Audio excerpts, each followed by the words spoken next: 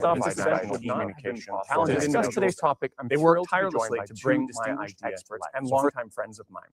They'll deliver keynotes followed by an open discussion and, of course, questions from the audience. First, Arnaud Bertrand, a French national who has flown in from Malaysia to share his perspective. An accomplished entrepreneur who sold one of his companies to TripAdvisor and is a very influential analyst and author on geopolitics with a massive following on X, which includes global leaders like the presidents of El Salvador, Chile, Rwanda, and beyond. Arnaud's keynote is titled From Unipolar Ambitions to Multipolar Survival, the US Shift Towards Economic Coexistence. Next, we have Ben Norton, who has flown in from Beijing, where he's well into his PhD program at Tsinghua University. Ben is the founder and editor-in-chief of Geopolitical Economy Report. He's a well-known longtime journalist and geopolitical commentator with over 1 million subscribers across multiple platforms. Ben will offer a counter perspective with his keynote titled Beyond Rhetoric, Why US Coexistence with China Masks a Containment Agenda. This will be particularly interesting because Ben and Arnaud agree on almost everything, but on the question of coexistence, they have two very different perspectives. And I can't wait to jump in and explore those differences. So without further ado, let's dive in. Welcome, Ben and Arnaud. Thank you, Daniel. Glad to be here. Thanks for having me, and thanks for organizing this. Absolutely. This is going to be really exciting. And of course, we have your keynotes, which we're really looking forward to. But before that, let's warm up with a question, which I think you'll have a similar opinion on, but we'll see. So regardless if you believe that China is still being contained by the US or that this is a primary policy of the US, do you think it's even possible for the US to contain China anymore, even if that were their goal? Ben, let's start with you. As I'll show today, I certainly think the US would like to contain China, but at this point, I do not think it's possible. Maybe it could have been possible 20 years ago, but I think that ship has definitely sailed. And today, what the US is going to try to do is to minimize China's development economically and technologically, but there's no way it will succeed, in my view. So 20 years ago, if they could have seen what China would have become today, they probably would have used that window of opportunity more at that point. Well, this is what many US officials have been saying, not only Republicans, but even some Democrats. But we see top US officials say they should never have allowed China to join the World Trade Organization, that it was a mistake to engage with China and have lots of trade. So certainly that's what they're saying. But like I said, at this point, I think it's much too late. And also, it's not just a matter of the US, like the people of China are not going to allow a foreign country to prevent them from developing. Right, right. Arnaud, how do you feel about that? Yeah, I mean, I completely agree. In fact, I will go one step further. I think today what we're seeing is that if and when the US tries to contain China, the end result is that it contains itself. Like we've seen multiple examples of that, like with the latest renewal of the Monroe Doctrine, for instance. What it's trying to do is to sort of throw China out of its hemisphere. But countries, the way they're reacting, like we just saw with Canada, I mean, Mark Carney, the Canadian PM was just here. On the contrary, they're shifting and they're engaging more with China at the expense of the US. So it's completely counterproductive. Yeah, they're almost accelerating the multipolarity that they want to avoid. Exactly. Yeah, that's a perfect segue into your keynote. So how about we start with your keynote on coexistence and multipolarity? Let's go. All right. Yeah, okay. So as China's leadership often says, we're witnessing great changes unseen in a century.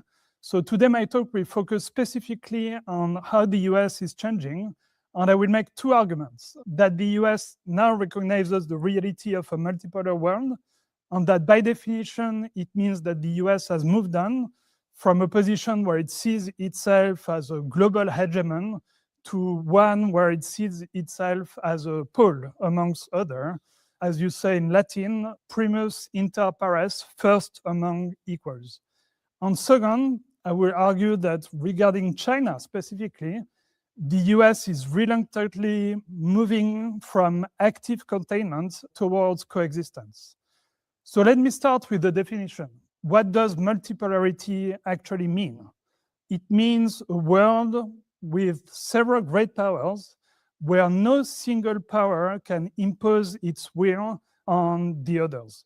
That's the key test, not whether you're powerful, but whether you can make others comply when they don't want to. So let's apply that test to America and China. So as we all remember, in April 2025, Trump announced the Liberation Day tariffs, and China retaliated hard. And the result is that Washington settles for tariffs lower on China than for many of its traditional allies, like us Europeans. Or you have another example in September 2025. That's been less talked about, but the US tried implementing something called the BIS 50% rule, which actually expanded sanctions on Chinese companies 20-fold.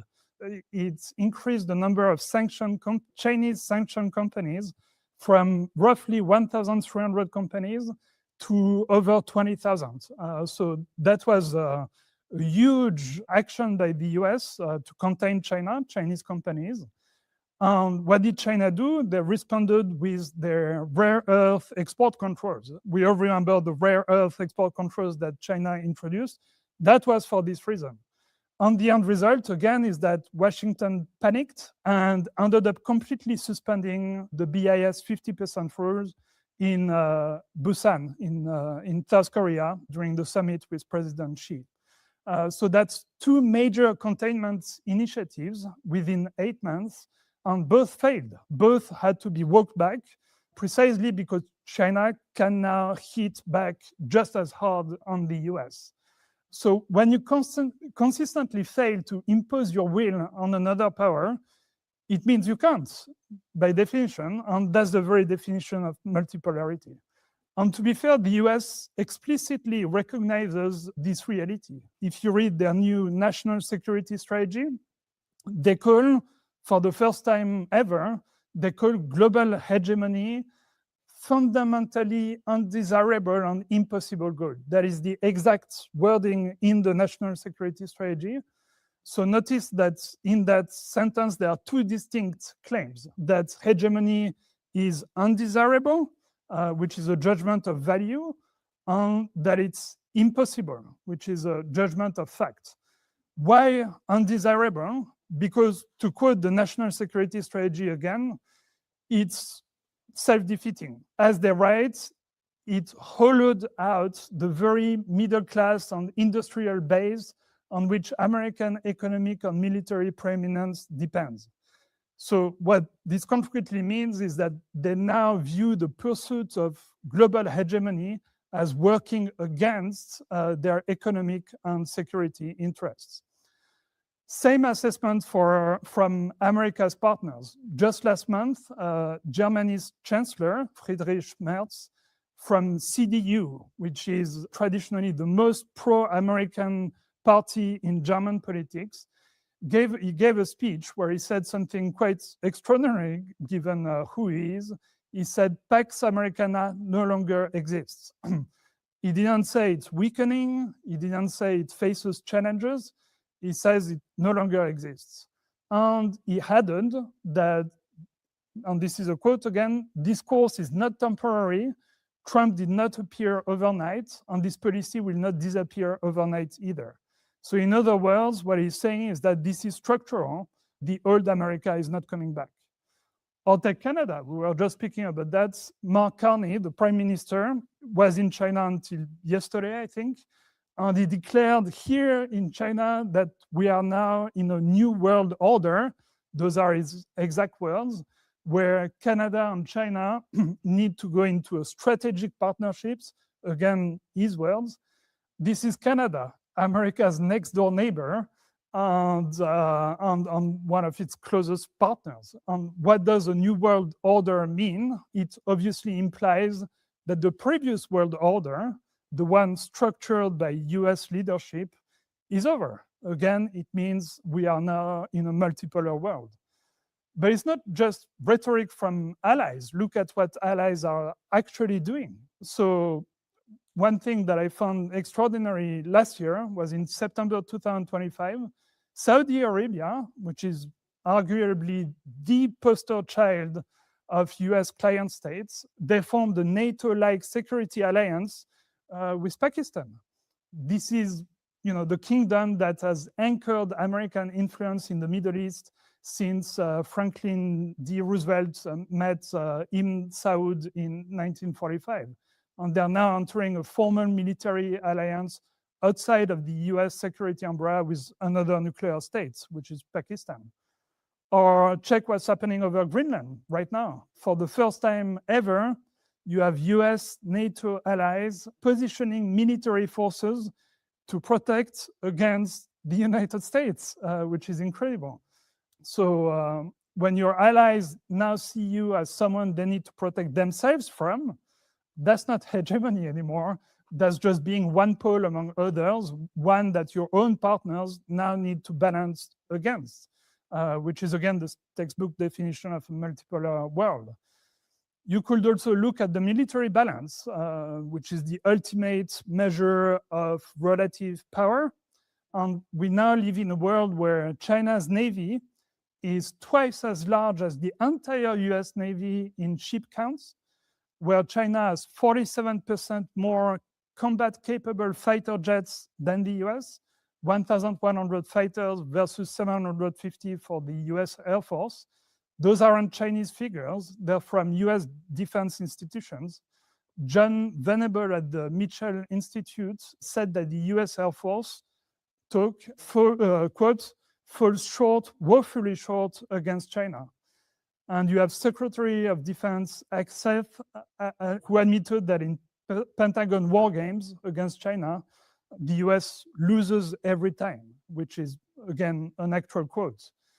And according to the New York Times, the Pentagon itself is now producing a classified memo called the Overmatch Brief that tracks exactly what the title says, US military overmatch by China.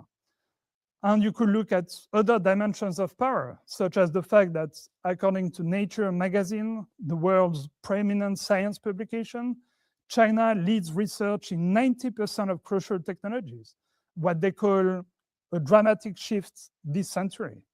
Think about how extraordinary this is. China now leads the US in 90% of crucial technologies. Or you could look at China's relative standing versus the US with respect to global share of manufacturing output, where China has 28% of the global share and the US is 17%. You could look at infrastructure, you could look at education, you could look at almost any dimension of power, and China is now at least on par with the US and often ahead. So that's the situation when your allies declare your era over, when you can't impose your will on rivals, when your military balance shows you have direct peer competitors, and when you yourself officially abandon hegemony as a doctrine. This is not tactics, this is structural. So if you're the US, an empire that has just recognized it can no longer impose its will globally, what do? You do what every overstretched power in history has done.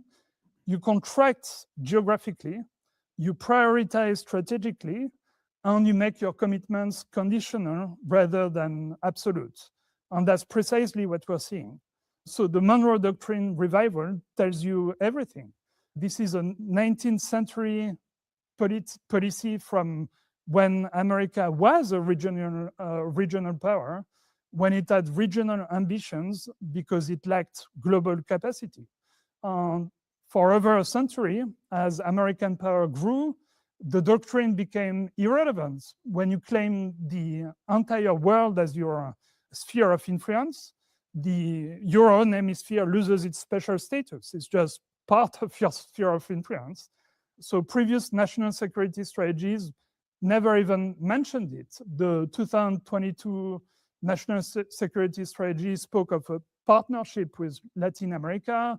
The 2015 strategy celebrated diplomatic achievements in the region, but the 2025 strategy revised Monroe explicitly and frames the Western Hemisphere as the priority. The direct quote is, after years of neglect, the United States will reassert and enforce the Monroe Doctrine to restore American preeminence in the Western Hemisphere. So when you resurrect a doctrine from your era as a regional power, what you're announcing is obvious. You are a regional power again. And in other regions, the burden shifting is explicit. Washington isn't saying we're making allies stronger. It's saying allies must step up because we just can't carry this ourselves anymore. That's what powers do when costs exceed benefits. There is even a specific deadline set by the Pentagon for Europe, which is 2027. By that year, Europeans must take over the majority of NATO's conventional defense. So the US now recognizes multipolar reality, not because it chose to, but because it has no choice. But recognizing reality and accepting it gracefully, two different things. Which brings me to my second argument, what this means specifically for US-China relations. Again, I have absolutely zero doubts that America wants to contain China. And of course it does. If they didn't, why would they have tried to do exactly that during the past 8 years? No, the question is rather whether it still can. Power is not about what you want to do, it's about what you can do. That's the distinction we need to make. Not between good intentions and bad intentions, but between capability and will. So the question at play here isn't whether the US intends to contain China, but whether it has a choice in the matter. And my argument is that no, they don't. China has risen and has reached a stage where it's simply not containable anymore. It's over. In fact, I will go one step further and make a simple prediction, which is that the US won't even be able to contain China in their own hemisphere, in the Americas, and the more they try to do just that, the more counterproductive it will prove to be.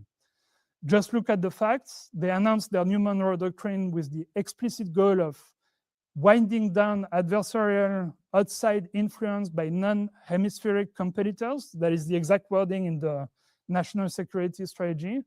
And by non-hemispheric competitors, they obviously refer to China. And that was back in November, 2 months ago. 2 months afterwards, we now have Mark Carney, Canada's Prime Minister, in Beijing, describing, in his own words, a new era of relations between Canada and China, and explicitly talking about both countries becoming strategic partners on a comprehensive range of issues, including issues on security. So there is no overstating how extraordinary this is to anyone who has followed Canada-China relations in the past few years. Canada was probably the country globally most aligned with the US when it comes to China. I mean, it's a G7 country, it's a Five Eyes country. There are no closer partners for the US. And as a reminder, Canada literally abducted the daughter of Huawei's founder, Meng Wanzhou, on the US behalf and held her hostage for several years, despite severe Chinese retaliation, all in service of Washington's containment strategy on China. So that's the irony. For all intents and purposes, Canada actually used to embody the Monroe Doctrine. In practice, they were all in on the US. And now, with this talk of Monroe Doctrine, Trump has achieved the extraordinary feat of changing that calculus, impressing upon Canada that he was the threat and that they needed to hedge their US exposure. So that's the contrary of the Western Hemisphere containing China.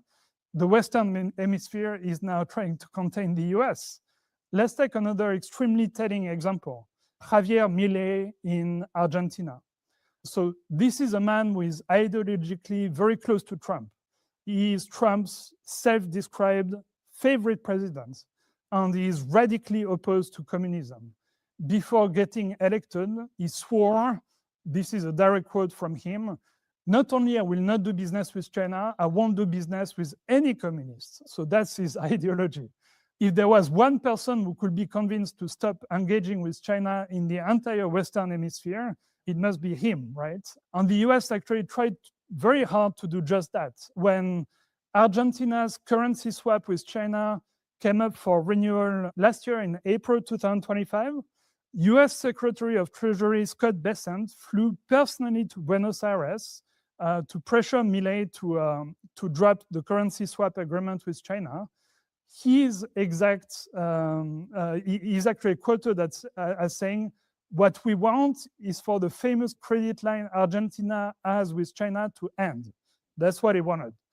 And the result is that Argentina renewed its Chinese currency swap, which now represents 43% of the country's gross reserves, the exact same month as Besant's visit. And Milei went from saying he will never deal with communists to telling President Xi at the G20 that Argentina is a reliable and stable cooperative partner of China, and that he firmly supports China's position on the Taiwan question. So even today, in the context of the new Monroe Doctrine, and even after receiving a $20 billion bailout by the US, which happened recently, Milei is planning a trip to China in 2026 and is saying, I'm not going to break trade links with China. We have a very good commercial relationship with China. In fact, the United States has trade links with China as well. This is a quote from Milei from just last week. So this example is devastating. The US cannot contain China even in its own hemisphere, even with its most ideologically aligned partner, even when applying maximum diplomatic pressure on them, with the most senior US official flying personally to pressure Milei. So if you can't do it with Milei in Argentina, what possible hope do you have to convince anyone else? The reality is that it's sort of a question of value proposition. China offers commerce and development. They have $518 billion in bilateral trade with Latin America in 2024. They have free trade agreements and, of course, the Belt and Road Initiative. China has surpassed the US as South America's largest trading partner. And a recent poll shows that most South American countries surveyed now view China as a more reliable trade partner than the US. Crucially, China's approach is based on choice. So it's trade. You have infrastructure for resources, market for commodities, capital without demands to restructure your politics or to sever ties with others. You can trade with Beijing and Washington at the same time. China doesn't ask for exclusivity. And the US answer is largely pressure tactics, coercion, or as we've seen recently in Venezuela, even military actions. That's not a very particularly appealing value proposition. Could it work? Well, in some cases, I'm sure it will. But structurally, it's self-defeating. You cannot use coercion to compete with mutual benefits. You cannot threaten countries into abandoning a $500 billion trading relationship into abandoning their largest trading partner. In fact, as we're seeing with Canada, the more you try, the more you push countries towards exactly what you fear. Coercion doesn't create loyalty, it creates hedging. And hedging, in that case, means China. At the end of the day, it's human. Will you stay with an abusive partner when you have somewhere else to go? The moment a credible alternative exists, coercion stops being control and starts being motivation to live. That's what the US is failing to understand. In a multipolar world, you have to compete on what you offer, not on what you threaten to take away. Hegemony lets you keep that part, lets you skip that part, but multipolarity doesn't. It's strange the US doesn't get that, because that's precisely how they won during the Cold War. They were the attractive side, the side that people wanted to join. There was a sense that joining them meant a better life. As George Kennan, who was the architect of the US Cold War strategy, he wrote that the strategy was, and that's a direct quote, all about proving to the world that it was their side that was coping successfully with the problems of its internal life and with the responsibilities of a world power. Does it look like that today? No, it's almost the complete opposite. With China offering the kind of free trade commerce that the US once championed, and the US trying to wall itself off from the rest of the world. And history suggests that's not a winning formula. Ultimately, the US, even in its own hemisphere, is bound to understand that it cannot threaten countries into preferring them. At some point, you have to have the better offer, which means it will have to compete with China on actual value, on price, on quality, on reliability. Good luck with that. There is a saying in business, if your model requires outcompeting China on cost and quality, you don't have a model, you have a problem. So to conclude, I never argued that the US has become benign or that it's accepted China's rise gracefully. Washington will contain China tomorrow if it could. My point is containment that consistently fails isn't a strategy. You can maintain the infrastructure of containment all you want. If it doesn't produce containment, what do you actually have? What you have is a wish dressed up as a strategy and coexistence by another name. So the question isn't whether America wants coexistence, it doesn't. The question is whether America has a choice. And undoubtedly, the answer is no. Thank you. That was a very compelling argument. And so I guess one of the key points is that they've tried to contain China, but they've continually failed and even gone as far as conceding that it's not possible anymore. No. But the question is, so you say it's not a strategy, but potentially it could be just a bad strategy. So have they conceded to the point where containment of China is no longer their primary objective? Do you think that they've kind of retracted away from that a little bit? Or do you still think it remains one of their primary objectives that they're still going to try to do, even if it's futile?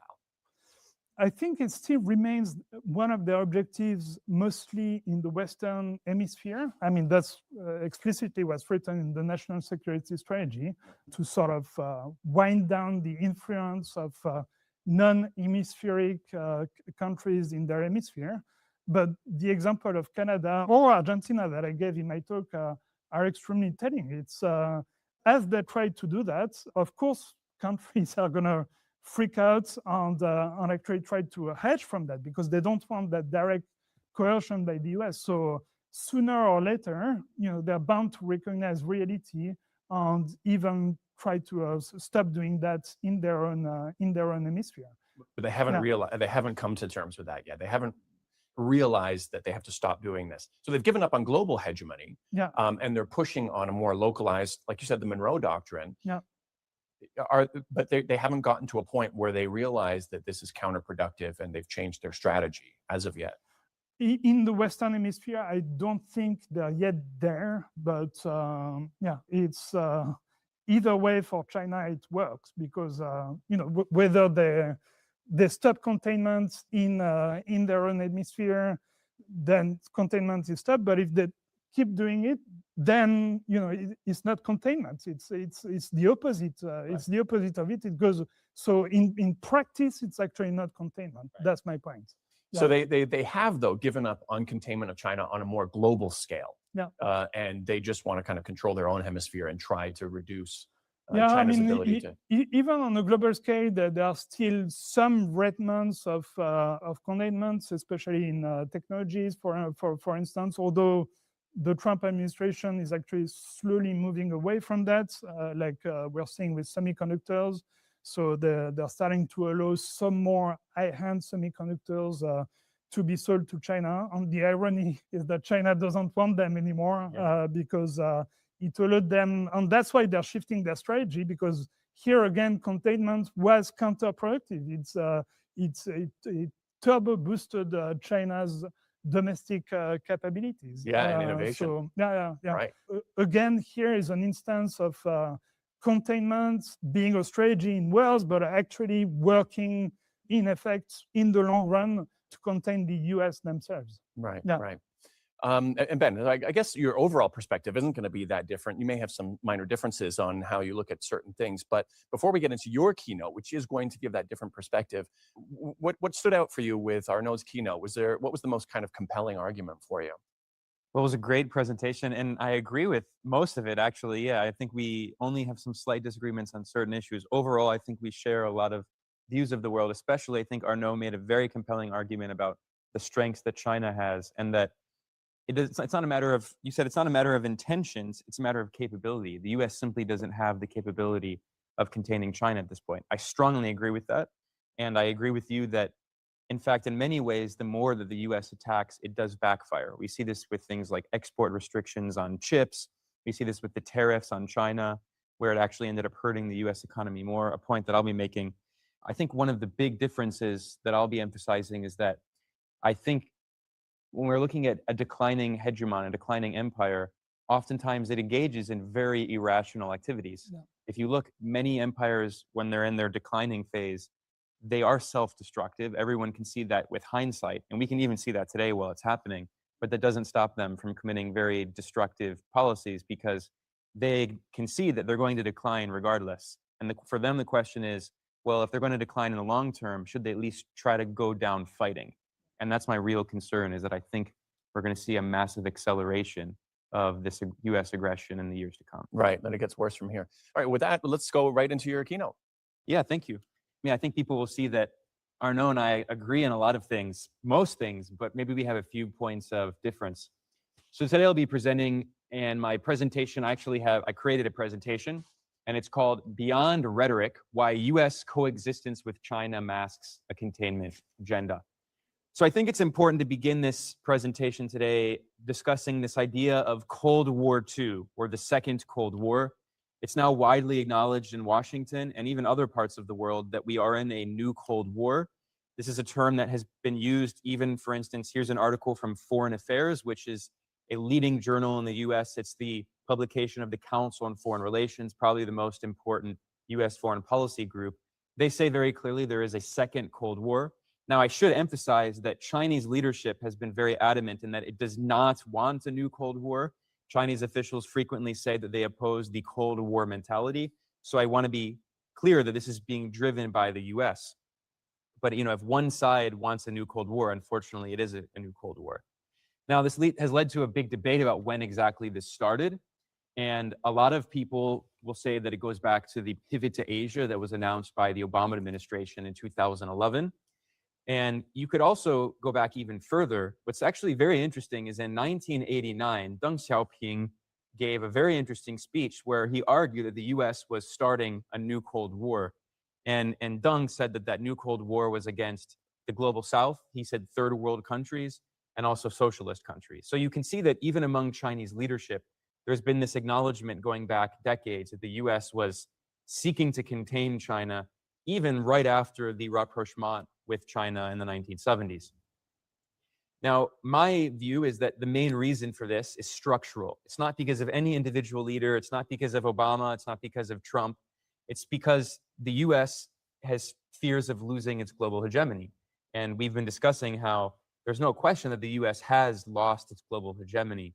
And I think that it's going to fight really hard to try to regain that over a longer period.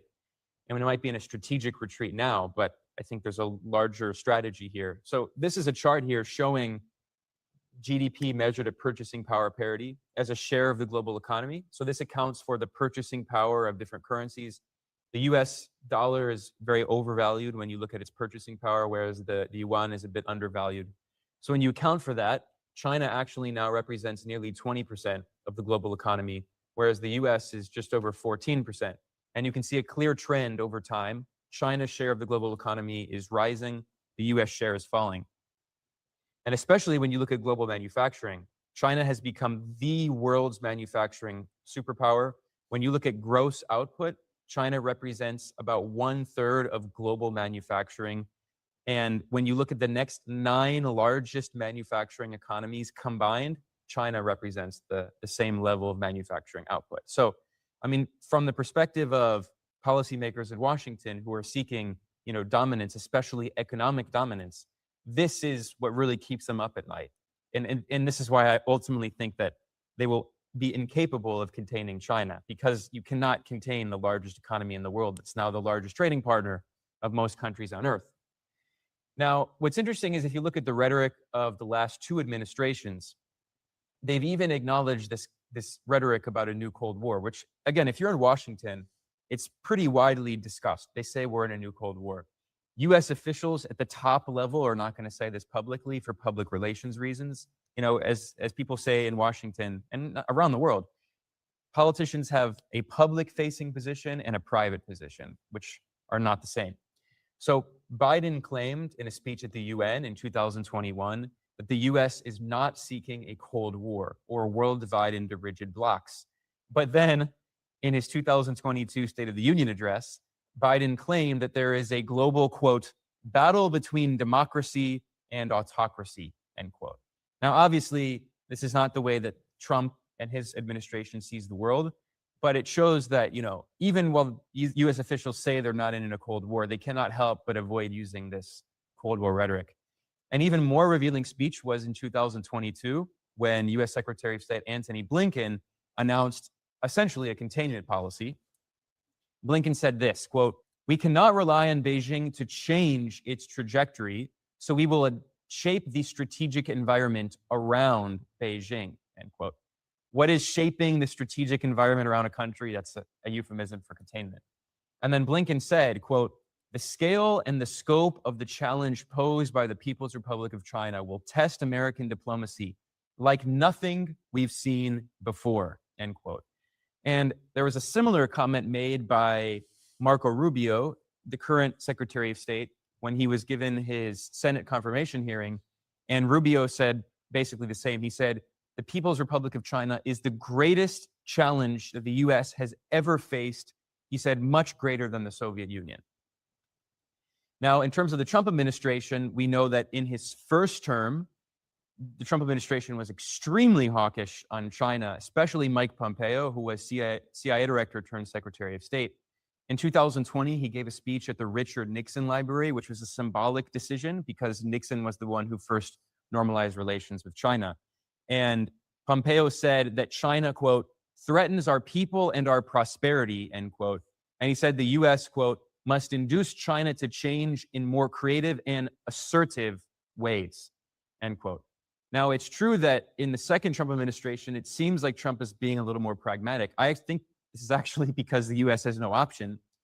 Trump started this unilateral trade war on China in his first term. We should emphasize that this is a trade war started by the US, not by China. And Biden actually continued a lot of these policies. Biden's tariffs against China were more targeted. They were not blanket tariffs, but he put 100% tariffs on Chinese electric vehicles and very high tariffs on Chinese batteries and solar panels and other high-tech products. In his second term, Trump launched another extreme trade war on China, at one point threatening tariffs of 145%. But of course, this trade war failed, and the US was forced into short-term strategic retreat. So there's no question that the US tariffs on China backfired, and it was actually a message to the United States that it is much more dependent on China economically than it assumed. And what often happens is that US officials, because especially in the past few decades, they've been used to the US being the most powerful country, you know, coming out of the unipolar era, they underestimate the abilities of their, you know, so-called adversaries. So Scott Bessent famously said that the US had all of the cards and China had no cards to play. We now know that China had many cards, not only US trade dependency on China overall for consumer products, and you know, Americans want their cheap consumer products from China, but especially things like China's influence over the global supply chain, and especially critical minerals and rare earths, which the US cannot replace in the short term, although it's trying in the medium term. So after the trade war in China failed, Trump actually announced in November 2025 that relations with China were, quote, extremely strong, end quote. But I think we should not read too much into this rhetoric. I think this is a short-term decision to have a strategic retreat, to focus on decoupling economically to the extent they can from China in strategic areas. Especially the US is obsessed with making a new supply chain, which I'll talk about. And it doesn't mean that the US is going to be less confrontational in the future. I think it's a short-term strategy.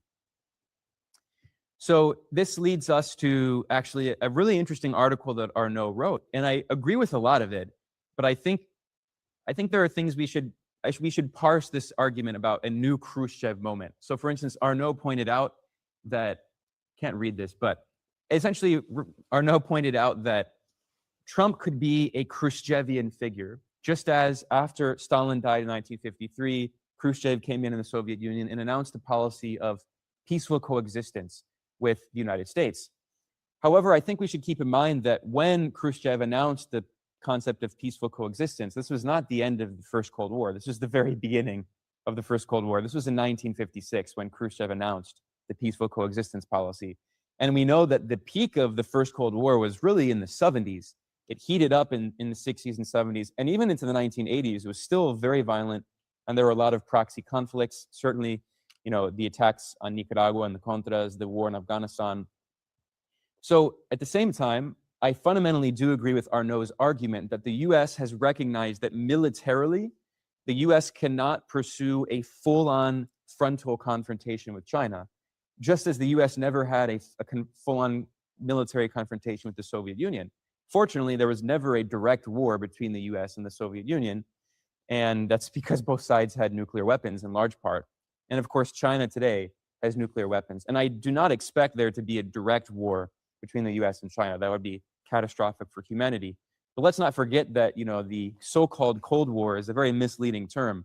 It was extremely hot for most of the world, especially in the global south. Korea, Vietnam, Cambodia, Laos, Indonesia, Bangladesh, Cuba, Nicaragua, Afghanistan, Angola, Congo, Ethiopia, Mozambique. Now, I don't agree with a lot of Cold War historians who like to say that all of these wars were just proxy wars. I think that's very misleading. So for instance, the Angolan War of National Liberation against Portuguese colonialism was not a proxy war. It was a war against colonialism. But the Soviet Union did support the Angolans, and the US supported the colonialists, like in South Africa, like in Mozambique. So, and certainly in Nicaragua, it was not necessarily a proxy war. There was a popular revolution. But of course, in these conflicts, you have these great powers on different sides. And I expect, unfortunately, to see many more geopolitical conflicts and wars.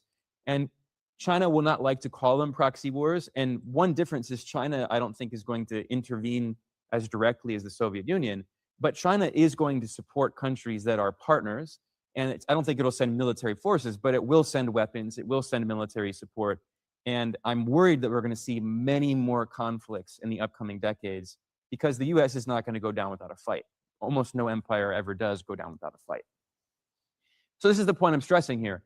Obviously, the second Cold War is going to be very different from the first Cold War. I'll point out, for instance, which is a very compelling argument that some people who disagree with me might say, I think it's a strong point. China is much stronger today than the Soviet Union was at its peak. I think there's no dispute about that, especially economically. The Soviet Union was never the biggest economy. It was never the dominant economy in the world. And the Soviet Union was never the largest trading partner of most countries. So I agree with that. But I think we're still in the very early stages of a much larger conflict. And I think what we're going to see is much more fragmentation. And I know after my presentation, we'll talk more about this idea. I think we're not going to see the total end of globalization as we know it. Certainly, China is trying to keep this mantle of globalization. But I think what we're going to see is the US is going to try to force a much more fragmented world economically and even technologically, trying to pressure certain countries and regions of the world to cut off China and Chinese technology in certain ways, in certain areas. And it's not going to look like the globalized era of the 90s and the 2000s, where you kind of have one global economy. And in that sense, I think that's going to be one similarity between the first and the second Cold War. We talk about the Iron Curtain, but even the Iron Curtain is actually not that real. There was still trade that went on between the Soviet Union and Europe. For instance, there was a big fight in the first Cold War. Western Europe bought a lot of oil and natural gas from the Soviet Union.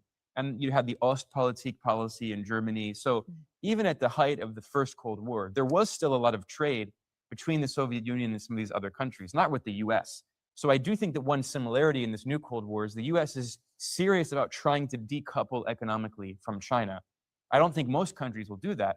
But let's not forget that even in the first Cold War, most of the world was actually non-aligned.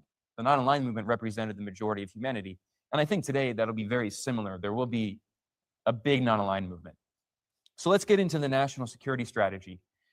I think it makes it clear that if you read it carefully, China is still the main target, but not in the short term, because they recognize that they're not powerful enough in the short term. They have all these vulnerabilities. So they need to focus on preparing for a larger conflict in the medium to the long term. So the short term is strategic repositioning, asserting US hegemony in regions that are seen as critically important, primarily Latin America. I do agree with Arnaud that the US will not fully succeed in this, especially economically, because China is the largest trading partner of South America, and the US is actually a competitor with Latin America for trade. Latin America exports many commodities, agricultural goods, corn, soybeans, also, oil, gas. The US is the world's largest oil producer. It exports a lot of soybeans and corn. So the US is actually competing with Argentina and Brazil in the same area for export. So the US can't replace trade with Latin America. So I think that strategy is not going to work. But I think politically, the US will have success in blackmailing and threatening countries in the region to cut off and minimize trades with China politically. For instance, Marco Rubio, in his first trip abroad as Secretary of State, he went to Panama and he forced Panama to withdraw from the Belt and Road Initiative, and is also trying to force Panama to pressure the Hong Kong company, CK Hutchinson, to sell its holdings in Panamanian ports to a consortium owned by BlackRock. It's kind of, that deal is kind of in limbo, but it's still going through it, allegedly. Now, getting back to the national security strategy, another point we should keep in mind here is when we're reading this rhetoric, the rhetoric was actually softened by the Treasury, which is very funny. And I think this is a reflection of the fact that Scott Bessent, who's a man from Wall Street, he's pragmatic in some ways, although ideologically he's very anti-China. Part of this goes back to his time working with George Soros when they tried to short the Hong Kong dollar and they unsuccessfully they failed. This was during the Asian financial crisis following 1997, and Bessent and Soros failed and they lost a lot of money. So there's kind of this personal grievance that Bessent has, but he is pragmatic, coming from Wall Street, and he recognized that the US actually is dependent on China in many ways, and China has a lot of leverage. So I think we know from Politico, they reported that Bessent pressured the Trump administration to water down the anti-China rhetoric in the national security strategy. Now, if you read it carefully, the national security strategy does describe the Asia-Pacific region to be, in the short term, the second most important region after the Western Hemisphere. And what's very important is it says that it was a mistake to engage with China. So the language is, they say that Trump says there were 3 decades of mistaken American assumptions about China. The US should not have facilitated China's entry into the so-called rules-based international order. They said that China should not have been allowed to join the World Trade Organization. And what's very important about this, they have a very important quote. They say the Indo-Pacific is already and will continue to be among the next century's key economic and geopolitical battlegrounds. To thrive at home, we must successfully compete there. Continuing, they say that the economic battle with China will be among the greatest economic battlegrounds of the coming decades. That language is important because it makes it clear that in the short term, I agree, there's a strategic retreat because they recognize that they have too many vulnerabilities, especially supply chains. But they say coming decades, this is the beginning of a much larger conflict. They talk, for instance, about the trade vulnerabilities and how even though US trade with China overall is decreasing, not in gross terms, but as a larger percentage, it's falling. But there's still a lot of third-party trade. China exports to Southeast Asia, like Vietnam and Thailand, and then those exports get rerouted to the US. And they say that the US goal, this is very important, it says that the goal of the United States is to, quote, maintain our status as the world's leading economy, end quote. I mean, they're not the world's leading economy, so I don't think that's going to work, but they're going to try. Now, getting back to this is where I've talked a lot about critical resources and especially critical minerals. A huge part about this national security strategy is the emphasis on the importance of maintaining US dominance over supply chains for critical minerals. And the US has not given up, for instance, trying to improve relations with India to encourage New Delhi to contribute to what they call Indo-Pacific security, which is a way of trying to contain China. Of course, India is part of this Quad, the Quadrilateral Security Dialogue. And this, I think, is a very important quote that was overlooked.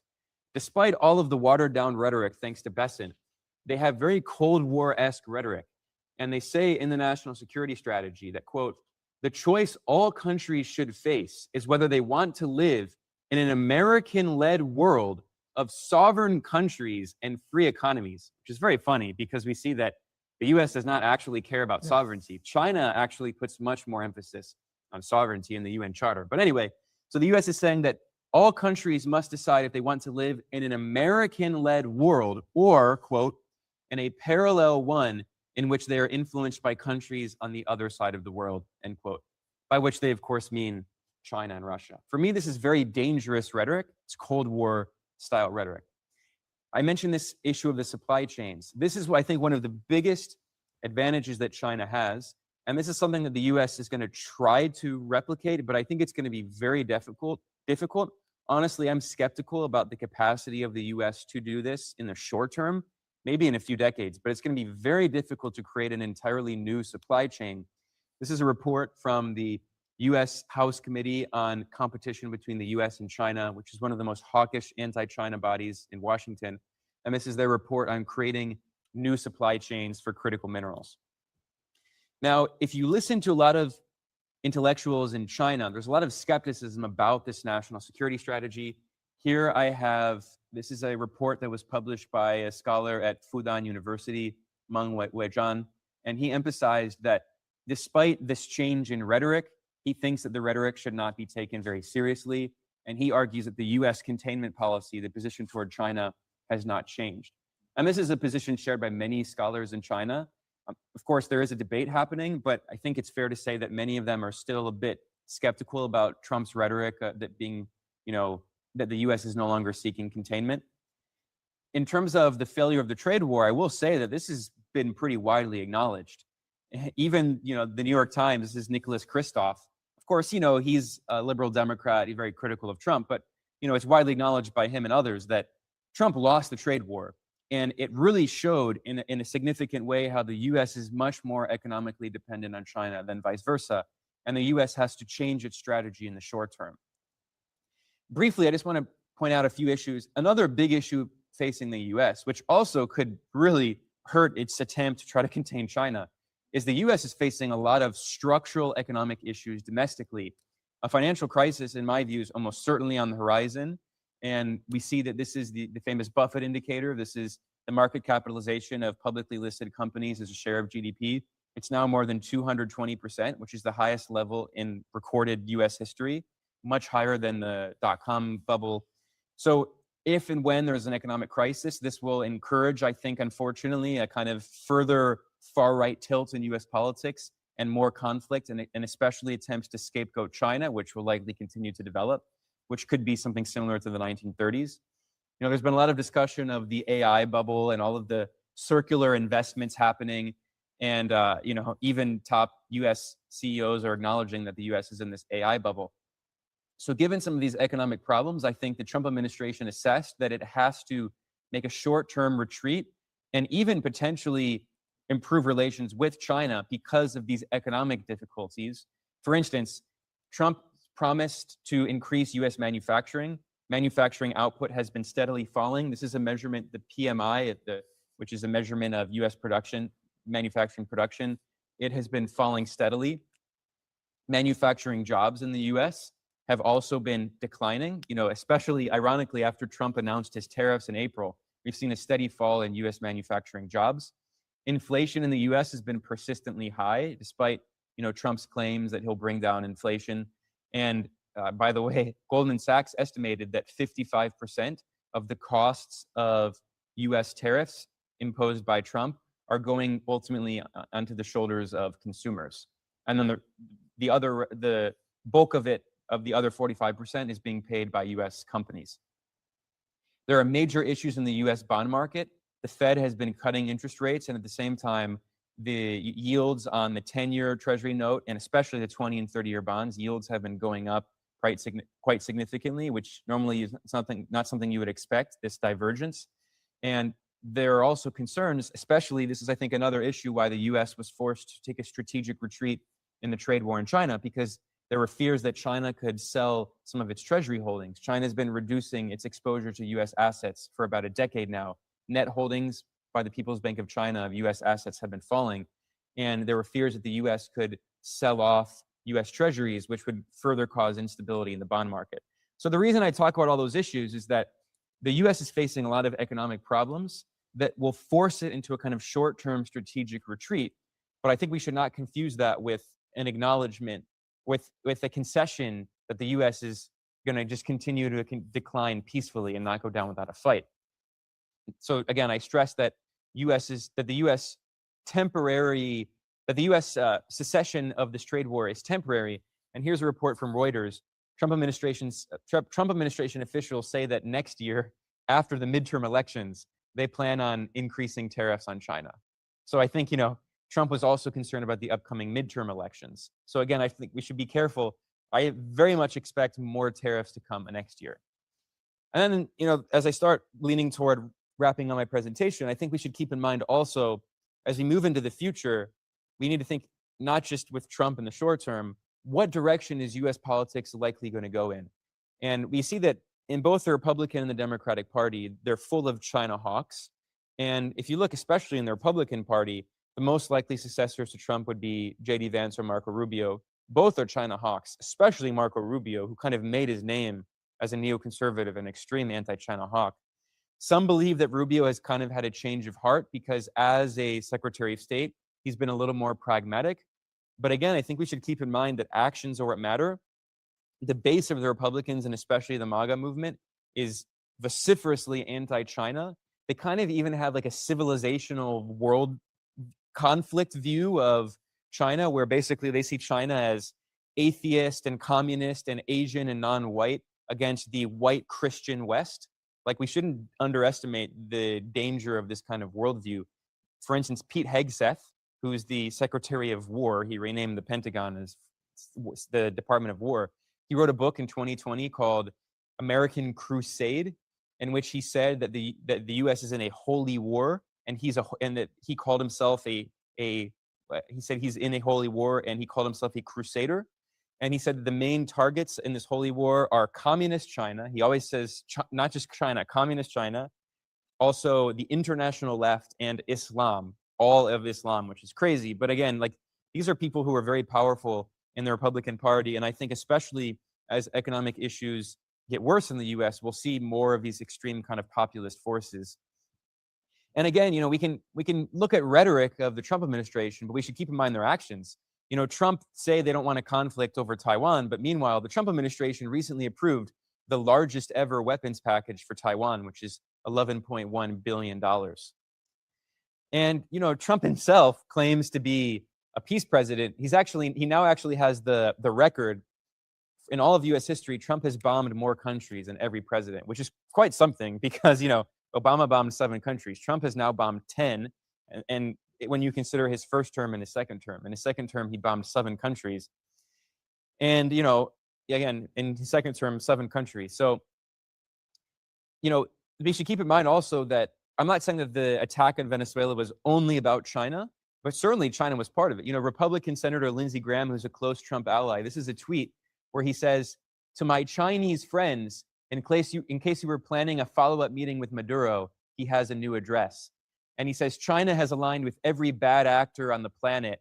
And he says, it's time for the Chinese to pay a price for the so-called chaos they are sowing, which is actually hilarious. It's the US sowing chaos around the world, and China's trying to put out the fire started by the US arsonist. But I mean, here he's saying very clearly that the US is trying to target some major Chinese partners. Again, I think the US likes to overstate the influence of this. I agree that the US is not going to succeed in cutting China out of Latin America, but the intent is certainly there. And, we've seen this rhetoric from the Trump administration. Bloomberg reported that Besant had what they call a grand encirclement plan for China. Whether or not it succeeds, of course, was another thing. But they said that the U.S. was trying to work with South Korea and Japan and India and the Philippines and even Vietnam, which is not going to work, and some South Asian nations to try to have encirclement of China. That's not succeeding necessarily. But keep in mind that Besant is less hawkish comparatively compared to people like Peter Navarro, who are extreme anti-China hawks. And then the last point I'll make before I conclude here is I think we should kind of look at some structural forces in the U.S. political economy, which is that, there's this irreconcilable economic contradiction. We've talked a lot about geopolitics, but ultimately I think another root of this conflict is the fact that the U.S. does not, a big reason that the US has this very dominant economy is because it has very high-tech industries that have no global competitors. It has basically a monopoly in certain areas in Silicon Valley. And this is responsible for a very high margin, very high profit sectors in the US economy. You know, if you're in mining, you're going to have pretty low margins because there's mining all around the world. If you're designing chips, it's very high margin industries because there are very few people who can compete with NVIDIA. China is trying, but the US has these major monopolies and oligopolies, which they do not want Chinese firms to compete with. Famously, Gina Raimondo, from a Democratic administration, said that the goal was to prevent China from innovating. And I think this is a huge factor driving this very aggressive policy toward China. If you look at Silicon Valley, most people in Silicon Valley are extreme anti-China hawks. For instance, this is Peter Thiel, who is a major backer of Trump. He also funded J.D. Vance. J.D. Vance worked for him. Thiel has this kind of apocalyptic worldview, seeing China as like the Antichrist. They really see China in that way. And of course, for him, it's not just ideological, it's his economic interests. But it's not just Thiel. I mean, for instance, Sam Altman, who's the head of OpenAI, these people in Silicon Valley are openly lobbying the US government to ban Chinese competitors. And they say it's because of national security, but we all know that that's cynical. They seek to block off China technologically because China is the only country on earth that actually challenges their high-tech monopolies. This is an open letter that OpenAI published to the US Office of Science and Technology in Washington. And they say that they must prioritize closing the electron gap between the US and China. They say that China is the biggest threat to the US. They say it's a security threat, but really it's because China has these open source AI models that are actually challenging OpenAI and other US companies. So I think that a big reason in the long term, not just in the short term, another reason we're going to see very significant conflict is that these economic forces in the US have significant political power, and they are against continued US economic engagement with China. These are the people also pushing for decoupling. You know, Elon Musk, people love to point out that Elon Musk, you know, half of Teslas are manufactured in the Shanghai Tesla Gigafactory. That's true. But actually, what's funny is Elon Musk was the one in the Biden administration who was begging for 100% tariffs on Chinese EVs because he can't compete with Chinese EVs. And similarly, you look at Meta, you look at Google, you look at Amazon. These are people who are the most powerful individuals in the United States with significant political power, who are in the long term, they're invested in preventing improved relations with China because it goes against their own economic interests. And of course, we've seen this symbolically with the Trump administration. Silicon Valley is very powerful, and they're going to be structurally pushing for more and more conflict and economic decoupling from China in the long term. So these are my last 2 or 3 slides. So again, just to conclude, I think we should keep in mind that this is part of a larger structural trend, I think we're going to see, which is deeply rooted in not just a few political leaders. It's deeply rooted in the political economy of the world today, of the new global order. China has taken this dominant role as the biggest economy. China is the manufacturing superpower. And it's not just about US politicians. They are reflections of the economic interests of the ruling class of the United States, of these big multinational corporations, of financial interests of Silicon Valley. And many of these forces, not all of them, there are forces who want this engagement with China, but I think the driving thrust of these forces is for more conflict with China, is to fragmentation of the global economy, and is moving to a world that looks in many ways like the first Cold War, where you don't have this globalized economy. You have a very fragmented economy where the US does what it can to try to divide regions of the world, to pressure them, and to engage in much more violent conflict. And I think what we're seeing now with the attack on Venezuela, threats to attack Iran again, I unfortunately think this is the beginning of a much larger and a very dangerous conflict, because we know, as I conclude, this is my last word, that, you know, there's been a lot of discussion about this idea of the Thucydides trap. Graham Ellison is this political scientist at Harvard, and he pointed out that throughout history, the vast majority of empires do not peacefully accept their decline. And I think especially in a country like the US, which has been an especially violent empire, it is not going to go down without a fight. And when you look at the many wars that it has engaged in, when you look at the many aggressive policies it's engaged in, I am very concerned. I wish this were not true, but I think we're entering a period of extreme geopolitical conflict. And I think this is the beginning of something much larger, unfortunately. Well, yeah, thank you very much for that. That is a very compelling argument. And it sounds like the main point here is that you could legitimately point to some public-facing statements that would lead one to believe that China is no longer the main target, or that there isn't this Cold War. But in actuality, even if it looks like there's a temporary retraction, they still remain the main target. They still fully believe they're in a Cold War, and they're going to do everything to try to win that Cold War. Absolutely. Right. Now, do you think, though, that if they have a certain number of failed attempts at containing China, even if it's in their own hemisphere, even if, for example, Venezuela is a win, with, I guess we remain to see whether it ends up becoming a win or not. But let's say they're able to destabilize countries one by one like this, but the net overall result is that it drives more countries towards China, like Canada, and like we're seeing with all of these other countries. Is there ever a scenario in your mind where eventually they abandon this containment policy? They abandon trying to go after China, and they say, you know what, this just isn't working.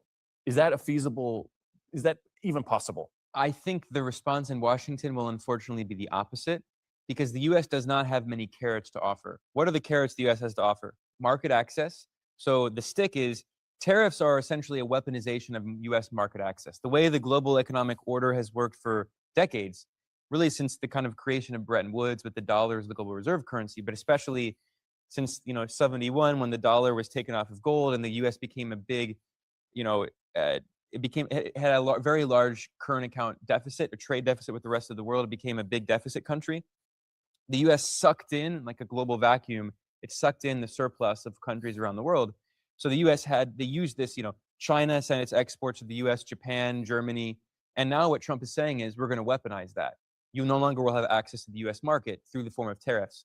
Okay, well, that's one carrot, US market access. The other real carrot that they have is like not imposing sanctions, which is like the flip side of the stick. But other than that, I mean, China offers many more carrots: infrastructure, lower cost, better quality goods. China does not intervene in foreign countries' affairs. So increasingly, the US is going to see that because they have no carrots, they will have to resort more and more to sticks. So I think what we're seeing with Trump now is the beginning of really a return to what the US wants to see as a return of the law of the jungle. This is a very dangerous moment in history. China is doing what it can to try to defend international law. What the West calls the rules-based international order, which means nothing. It means they make the rules. The actual rules are established by international law in the UN Charter. China is trying to defend that. But unless China is going to militarily fight the US, which it's not going to do, because China does not want to go down the same trap, does not want to fall in the trap that the Soviet Union fell in, which is that the Soviet Union engaged in many of these conflicts, and like in Afghanistan, which the US started this famous bear trap that Brzezinski laid, and that was a significant reason leading to the decline of the Soviet Union, with all this massive military spending and Star Wars and all of that. China doesn't want to fall in that trap, but at the same time, the US is going to engage in much more military aggression. So with countries like Canada, okay, the US response, unfortunately, I think will be fine. Mark Carney can go and make a trade deal, so the US will be even more aggressive against Canada. Latin American countries will say, fine, we'll keep trading with China, so the US will engage in more military action. I really think what the US got the wrong lessons from the Venezuela attack, from the attack on Iran. They think that for them, it's very low cost. Maybe internationally, the costs are higher than they think, but that's not the way that policymakers in Washington are seeing it. Right. They're relying on coercion. And Arnaud, one of the points you made was that one of the ways that the US won the Cold War was through attraction rather than coercion. If they all of a sudden readopted that strategy, would it even work? Or, as to Ben's point, they just don't have any carrots left? Yeah, I mean, I agree with Ben on that, and it's also what I said in my talk, that at the end of the day, it's a question of value proposition. And when your model relies on competing with China on value and cost, you don't have a model, you have a problem, right? So that's going to be difficult. And I agree with Ben that what they're left with is coercion, but again, coercion is a very unappealing value proposition. So it can work here and there, but structurally, you cannot coerce the whole world. It means the more and more coercive you're going to be, the more and more the world is going to start to align against you. And we are definitely seeing that trend.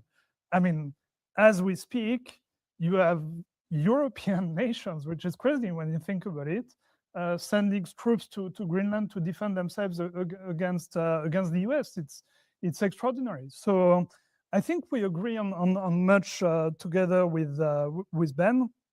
And we agree that I agree with you that there is temporary, that the US thinks that their current retreat is temporary and that eventually they want, to go back at containing China. But there is a very, very big assumption there, which is that they regain their strength in order to be able to do so. And that's definitely not the trend that we're seeing. On the contrary, everything they're doing is making them lose power in a significant number of ways. And yes, they're going to become more and more desperate, like some sort of angry predators, feeling that the end is near and sort of lashing out and so on. But we should not confuse that for strength, because that's actually weakness, I think. Here, I strongly agree with you. It's a sign of weakness. It's a reflection of that weakness. But the point I really want to emphasize, and I didn't say this openly in the presentation because it's very dark, but I'll be very honest. When you look at imperial decline, and this is what Graham Ellison doesn't really focus on a lot. He talks about the Thucydides trap, but most empires, when they're in their stage of decline, is when they're the most violent. We saw this with the Ottoman Empire, and we certainly saw this with Germany. And I'm going to be accused here of violating Godwin's law. Everything eventually becomes a comparison to Nazi Germany. But I really am afraid about the far right turn in Western politics in general, in Europe, but especially in the US. And on your point, I strongly agree with you that because the US has so few carrots, it's going to have to resort to force, because China is offering objectively a better deal for most countries. Better products, better technology, non-intervention, infrastructure. It's just objectively better. But I think the US will not accept that and will resort to war, like Germany did, like the Ottoman Empire did, and like other empires have done. Yeah. Would you agree with that? And also that China is still kind of the long-term target for the US, and that from the US's perspective, they are in a full-on Cold War. Yeah, I mean, I agree with that. And I don't even have to agree or not. It's a fact with Venezuela. I mean, we saw it. But if you look at Venezuela in particular, for instance, it's quite funny when you think about it, because Venezuela's industry is first and foremost oil, right? And who's going to buy their oil at the end China. of the day? It's not going to be the US, because Trump even said that, yeah. Exactly. So even then, when you resort to war, there is no escaping China, right? It's Venezuela, because of structural reason, is going to have to keep its relations with China. So I think at some stage the US is bound to recognize that. And it's not only Venezuela. We saw that with the war in Iraq as well.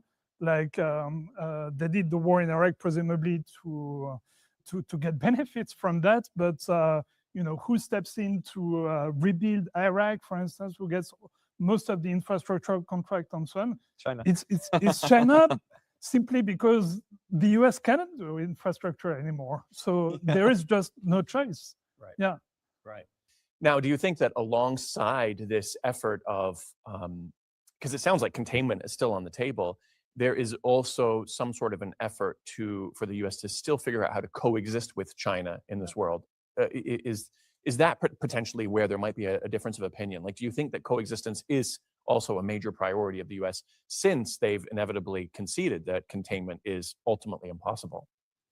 I mean, I think there is no choice.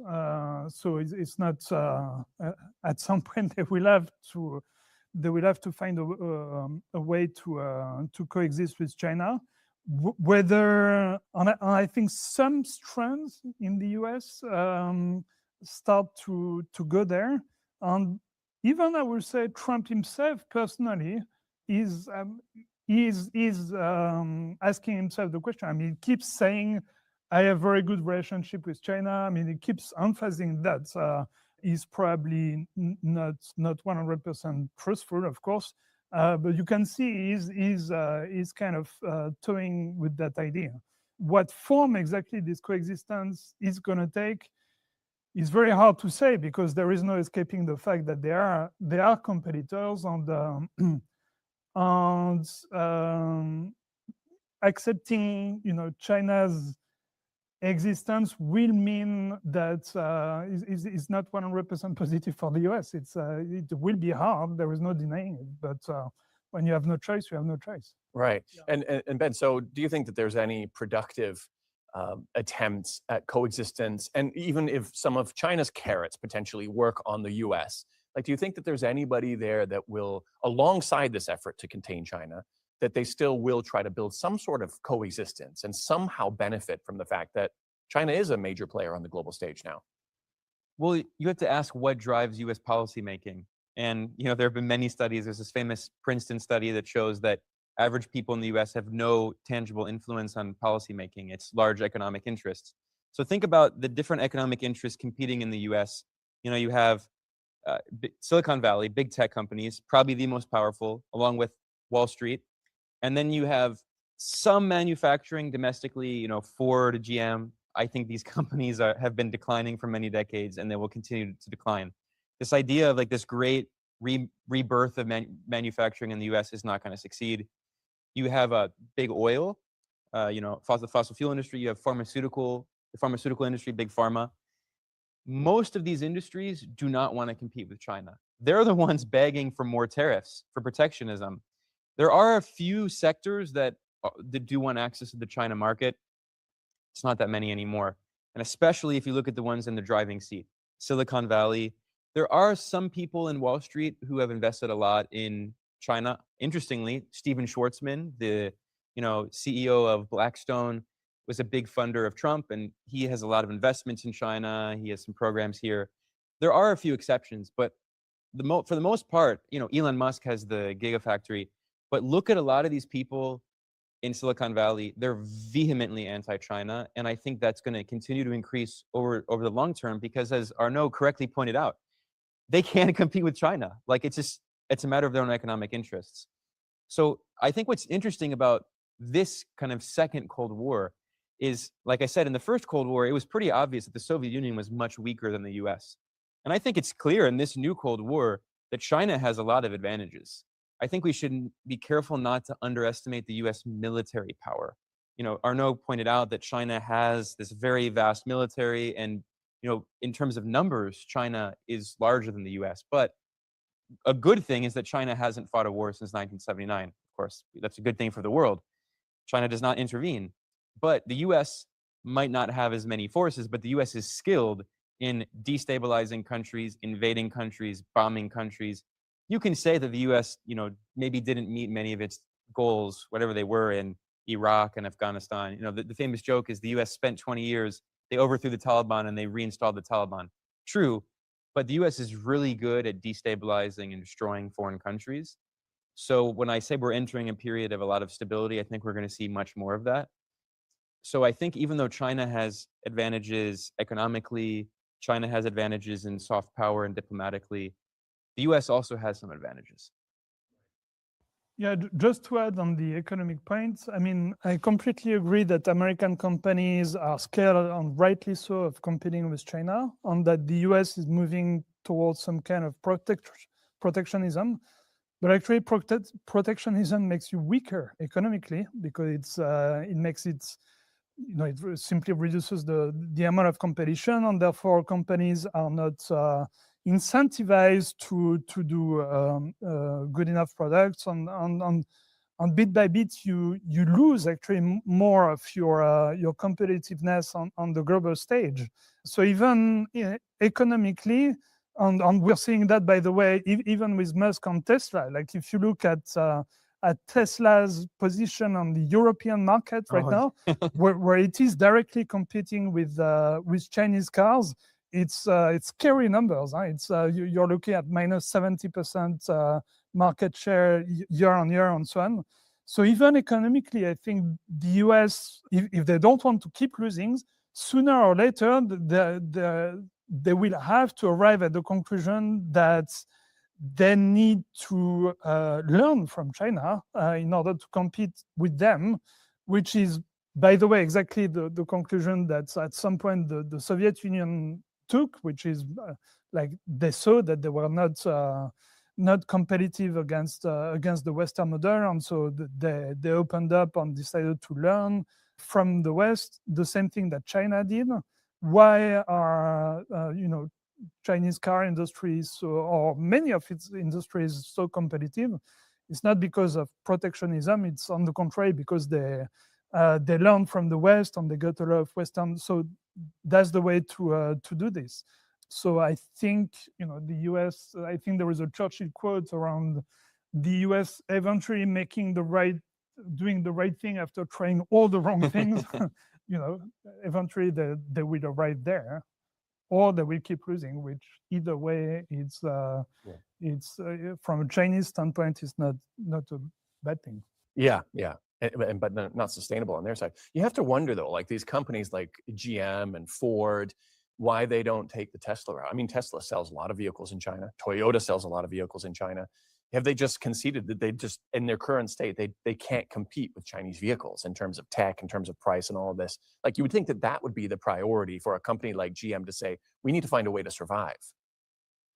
Well, you might know this better than I do. I think they had pretty significant market access in China several decades ago, and it's fallen drastically because, again, there are so many options, and Chinese cars are objectively better. I mean, we've all been in them. Like, China has like more than 100 EV makers, and they're extremely high quality and very low cost. And by the way, all of those companies have razor thin profit margins, very low profit margins. I mean, I agree with you when it comes to this protectionist element. There's certainly an element of like rent seekers in the US. These big companies, they don't want to compete with China, one, because they can't, and also because it really hurts their profit margins. But when you have, these strong protectionist measures, it's much easier to seek rents and have much higher profits. So I think we're going to see a significant turn to that in many industries. We talked about cars, but for the U.S. Economy, manufacturing is not really that important anymore. But you have big pharma doesn't want to compete with Chinese drug makers, which is a very protected industry in the U.S. You have certainly Silicon Valley, which is really the driving force, and especially as AI becomes more adopted, we're going to see more and more of that. Which is why I think, as you pointed out, Arnaud, so much of this kind of new Cold War, this conflict, has been fought in the terrain of high tech, of AI, semiconductors, quantum computing, all of the sectors the U.S. has targeted with China, with tariffs and export restrictions on China. Those are going to become so important for the economy in the upcoming decades. So it's, I don't expect the U.S. manufacturing sector to be revived. And then, of course, there's one other sector I didn't mention, which is the military-industrial complex. And this is, the point that people make about, I mentioned this supply chain diversification strategy. A big reason that the U.S. is trying to do this is because so much of the U.S. military-industrial complex depends on Chinese-dominated supplies, including critical minerals and rare earths, to make weapons and military equipment that the U.S. wants to prepare for future conflict with China. That obviously is not going to work. And their current method, I mean, the current things that they're doing around the world are, as we can see, driving countries towards China. You have, particularly in the global south, after what happened with Venezuela, even with Canada, with our PM Carney coming over here. But Europe is kind of at a crossroads. Now, we had a discussion online, not too long ago, about how Europe is kind of stuck in this middle ground. They're not really unified with one single strong leader, and they're not individual independent countries. They're kind of stuck in this middle ground that is not better than either of those possible options. Since that conversation, have things changed? And are we going to see Europe finally come closer to Yeah, China? I mean, that's actually why I wrote the article on the Khrushchev moment that Ben referenced in his talk, because the Khrushchev moment was Khrushchev saying that he was pursuing peaceful coexistence with the US in the middle of the Cold War, because he wanted to concentrate on the Soviet sphere. A bit what you're saying, the US strategy is now. They've recognized that they were non-competitive, so they wanted to focus on themselves, on stop the ideological competition for a while in order to regain strength and eventually win. But what that did was that led to the Sino-Soviet split, with China, saying that I think the official Chinese expression by Mao was that Khrushchev was a revisionist traitor. And it's interesting because we're seeing a bit of that with Europe and the US. So they had the same ideology, right? Which was, liberal hegemony. We want to convert the whole world to a liberal democracy and so on. And suddenly you have Trump from a European perspective, who is like a revisionist traitor, right? So that's why I made the comparison. It's quite interesting. And that is the irony when it comes to Europe. The only ones right now still left in the world who are advocating for liberal US-led liberal hegemony is not even the US. It's Europe. And, well, the Democrats are, but yeah, they're not in power. yeah. And on my latest article that I wrote was I advocated for a renewal of Gaullism from De Gaulle in Europe, because obviously that ideology is dying. It's just not adapted to a multipolar world. And so Europe is eventually going to arrive at an ideological dead end. I mean, they will have to choose a new ideology, which is a scary proposition for Europe, because generally when we choose new ideologies, it can lead to some to some pretty bad moments for the world, which is why I advocate Gaullism, because Gaullism is a very constructive, positive ideology where you build, there is no hatred like in fascism or Nazism and so on, which we have a big tendency. There is zero hatred, but there is love for yourself as a people, and there is a notion of grandeur, the greatness. So you need to work on your self-greatness, which is actually not that dissimilar to the ideology in China, and which is why, by the way, De Gaulle is so admired in China. There is only one Western leader who got a national day of mourning in the entire of China's history, and that's De Gaulle. China calls it national rejuvenation. Yeah. It's quite similar to the Gaullist concept of grandeur. So yeah, I think it would be good if they went that road rather than the fascist road, obviously. And you were looking at some public opinion polls from Canada also, because obviously this visit from Canada's Prime Minister was a major shifting point also. And so you're seeing Canada being driven closer to China also. And you were talking about specific polling also, right?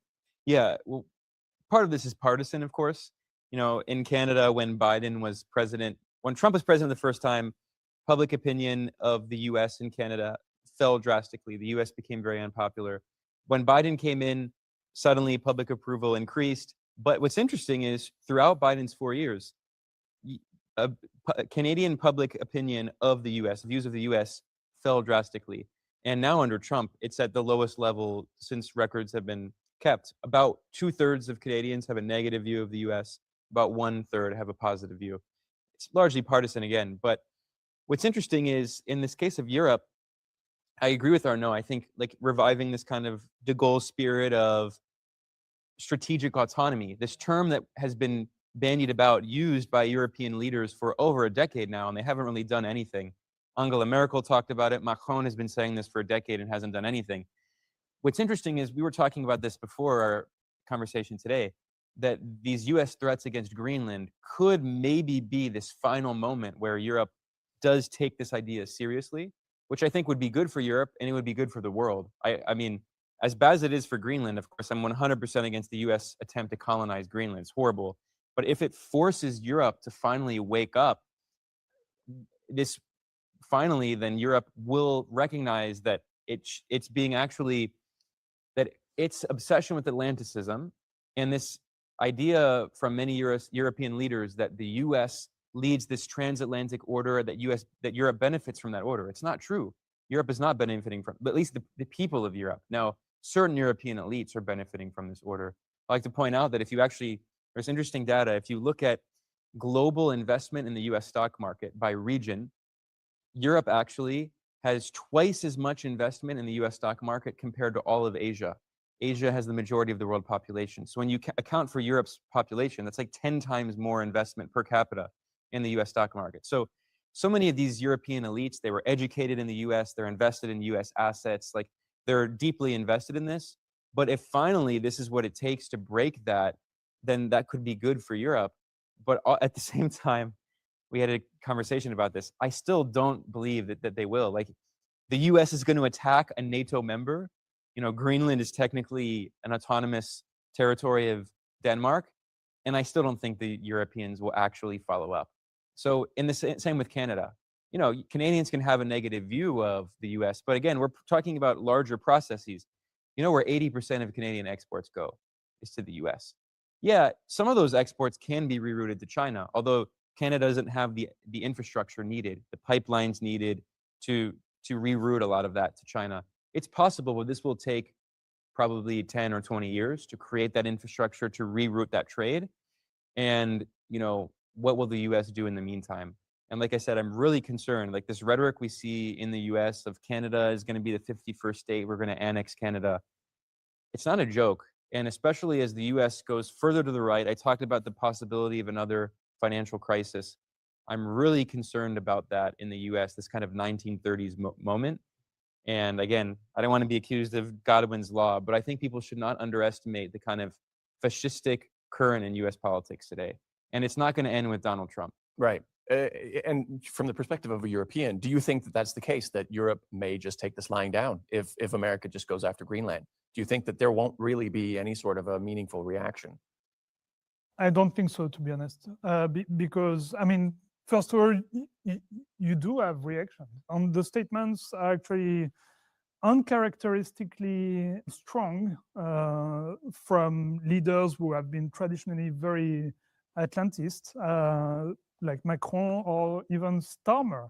Starmer characterized the US, well, the latest Trump statement on Greenland as completely wrong, which is quite a strong, statement from someone like Starmer, who is extremely pro-Atlanticist. So, I mean, if the question is whether the US will go and take Greenland, or and what will happen as a result? What will Europe do? Because of course they have, like Ben was alluding to, public-facing comments. Yeah. What they actually do or what they plan to do sometimes can be different. Can they even do anything? If there is a war over it with the US, I think Europe will lose in the present. I don't think there is any discussion around that. If only for the fact that most of European armament comes from the US, and the way these work is they have off switch. When the US sells you F-35 or something, they have an off switch. And obviously, they will turn on the off switch if we ever fight against them. Or there is the fact that our entire intelligence infrastructure is based on Palantir. Even in France, and Palantir is, of course, an American company, and I'm sure they have an off switch as well. So if we fight against them, we're in a very bad place, obviously. But it doesn't mean that we will accept it. It could lead to a situation like in France we have this Alsace-Lorraine issue where at some point Germany took Alsace and Lorraine from us, and at the time where we were weak, and we lost it during 70 years or so. But it became an incredibly powerful rallying issue for us, and that's why we fought World War I, right? And if ever the US does that to Greenland, that could become the European equivalent to that. Right. And drive them to. Sorry, do you want to add to that? Yeah, this raises, I think, a very important point. Arnaud mentioned that European militaries are dependent on US infrastructure, so US not only the actual planes and the weapons, but also the software. And I think this is another point that we really should briefly mention, because Arnaud and I both strongly agree that China is offering objectively a better deal for pretty much everyone, and that China has a lot of good advantages. But we also should not, I think we should be careful not to downplay and underestimate the significant power that the US has certain sectors, especially control over the financial system, which we are, one of my big issues that I focus on a lot is de-dollarization. And we're seeing this move toward a more multipolar financial system. But this is a process that's going to take decades, and the US can still cause a lot of damage, especially to countries in Europe that are deeply integrated in this infrastructure. Most of it's located in Europe. We talk about the US-controlled financial system. Where is SWIFT located? It's in Brussels. So where is the Bank of International Settlements? Like, it's in Europe. It's in Switzerland, I believe, right? Basel, Switzerland, yeah. So like, Europe is the heart of that US-dominated financial system. It would be impossible for Europe to create an alternative to that in the short term. And even over decades, it would be very difficult. And then technologically, the situation is even worse. Technologically, Europe is totally dependent on the US in every way. In fact, most of the world is. China is the only real exception. This is why what China did was so important with its kind of, people call the firewall, but really I think of it as kind of its own protectionist policies, whereas China recognized that it did not want to be completely dependent on the US for cloud computing. You look at global cloud computing, global market share is entirely dominated by the US, especially AWS, Amazon Web Services, Microsoft Azure, like these massive giants. In the case of Europe, all of that infrastructure, that digital infrastructure, all of these websites, it's hosted by largely US big cloud platforms. Then you look at telecommunications, Europe had a lot of Huawei equipment, and at US orders, they agreed to kick it all out of their own domestic infrastructure. Look at Google, its penetration of all of Europe. You look at Microsoft. We were talking about how, the US put these illegal sanctions on the International Criminal Court. So the prosecutor of the ICC at The Hague lost access to his email account because it was Microsoft.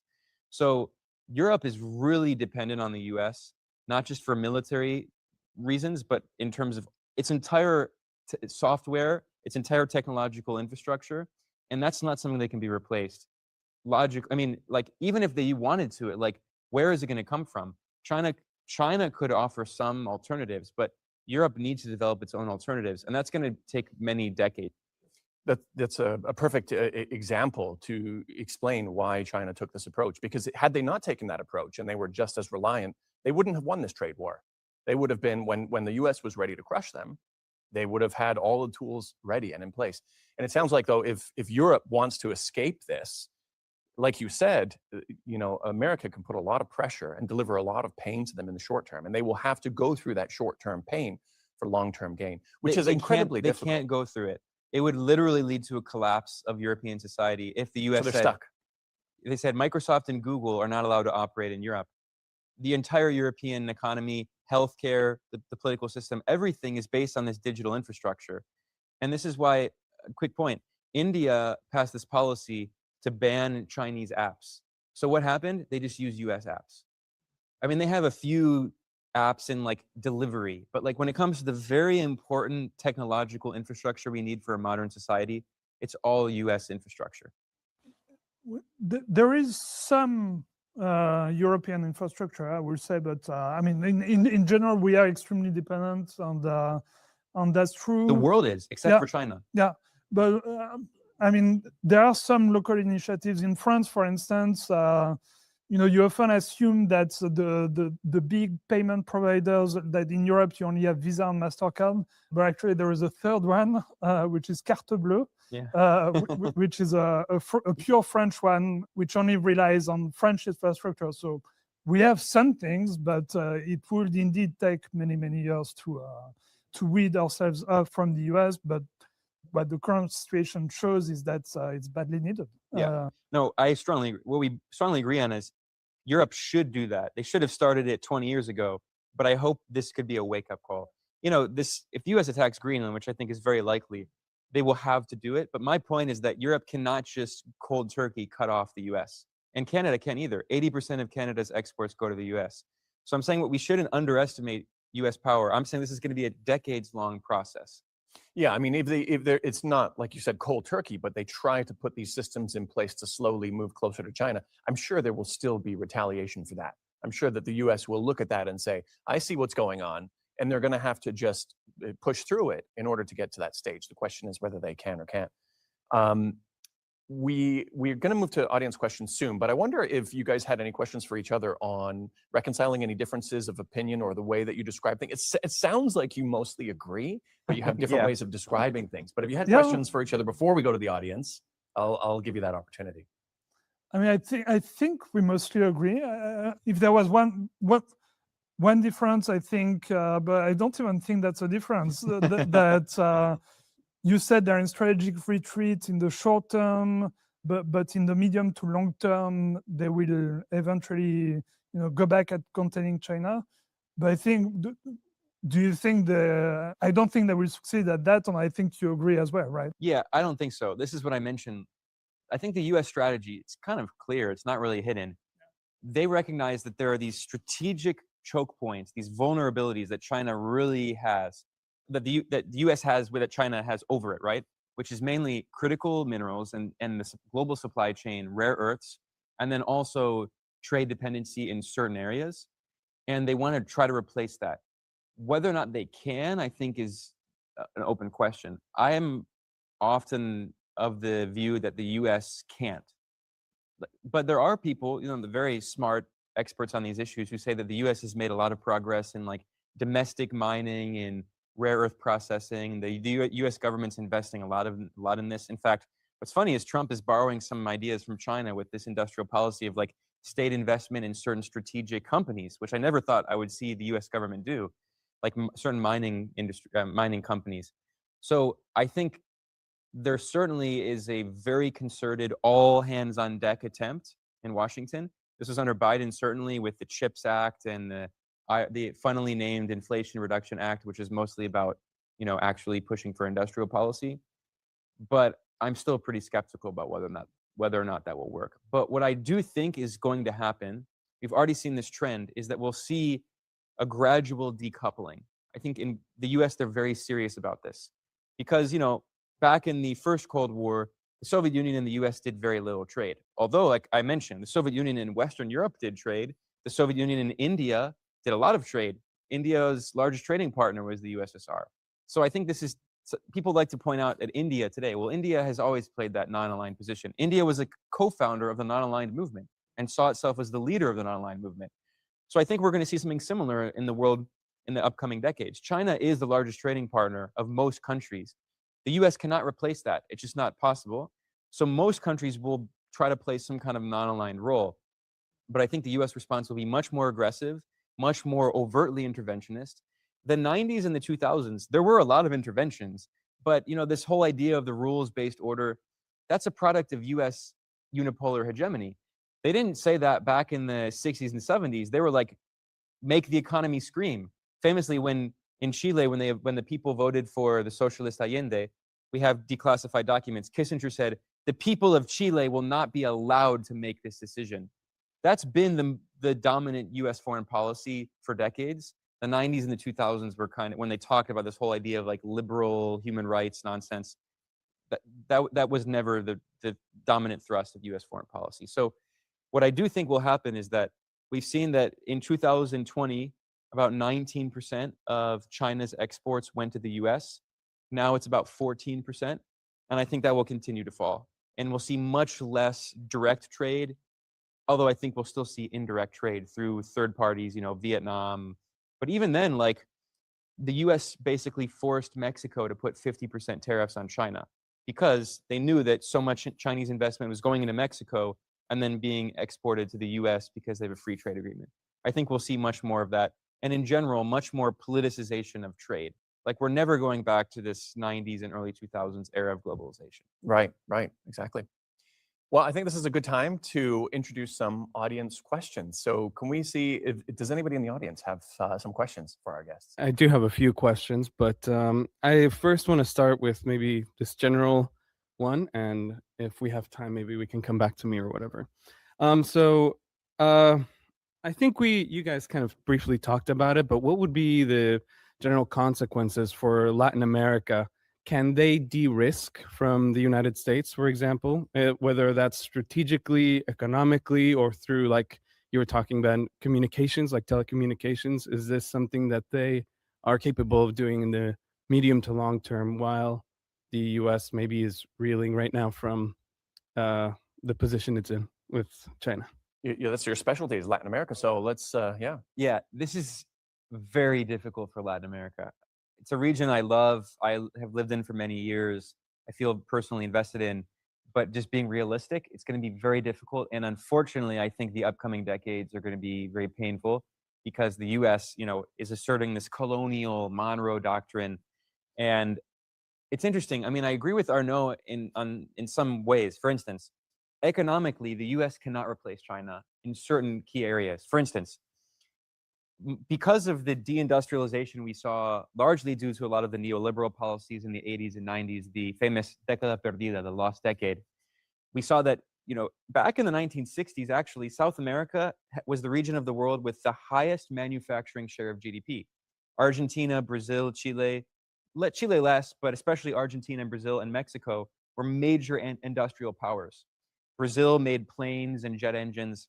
And what we've seen in that neoliberal era is that they really heavily deindustrialized, and the Latin American economies became very dependent on exporting commodities, agricultural goods, raw ores, these kinds of things. And the US simply cannot replace China for that. China is the world's manufacturing superpower. It has 1.4 billion people. It's a lot of mouths to feed. China imports so much soy from Brazil and from Argentina, so much iron ore from Brazil, oil, natural gas, everything. Corn also, and you know what top US exports are? Soybeans, corn, gas, LNG, oil. So in that sense, the US literally cannot replace China. So the US is telling Latin America, stop trading with China. This, I think, explains Argentina. Argentina's economy has been largely deindustrialized, especially now under Milei's libertarian policies, ending industrial policy, ending state support for local manufacturing. So Argentina has to sell those soybeans and that corn to someone, and they sell it to China. Ironically, when the US under Trump put these very high tariffs on China, what happened is that China stopped importing soybeans from US farmers who voted for Trump, and they bought more soybeans from Argentina and Brazil. So ironically, that actually increased trade with China. But that's one thing. And from the US perspective, it's not really strategic. They don't really care if Latin America sells commodities to China. But when it comes to Chinese investment in Latin America, we've seen a lot recently. I think the US is going to blackmail a lot of countries in Latin America and tell them you cannot accept Chinese investment. So for instance, we've seen a lot of discussion about like BYD opening factories in Mexico, and recently those deals fell through. BYD is opening factories in Brazil. So I think we will see some, but I think we're going to see a lot of de-risking, and a lot of Chinese companies that want to invest in Latin America are not going to do it because they're afraid of US retaliation. And Chinese companies that already are going to be targeted by the US. So I think we will still see a lot of trade because it's just impossible for the US to replace that. But in Chinese investment, and especially infrastructure, we're going to see lots of US threats. We already have seen this with the Panama Canal. I mentioned that Marco Rubio went to Panama. He forced Panama to withdraw from the Belt and Road. He's forcing Panama to force this Hong Kong company to sell these ports. Trump claims that China controls the Panama Canal. It's not true.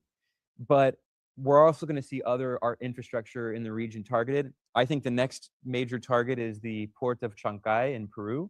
We've already seen that Trump's top Latin America advisor, Marisuca Bacarone, is calling for the US to put high tariffs on all goods that go through the port of Chongqing.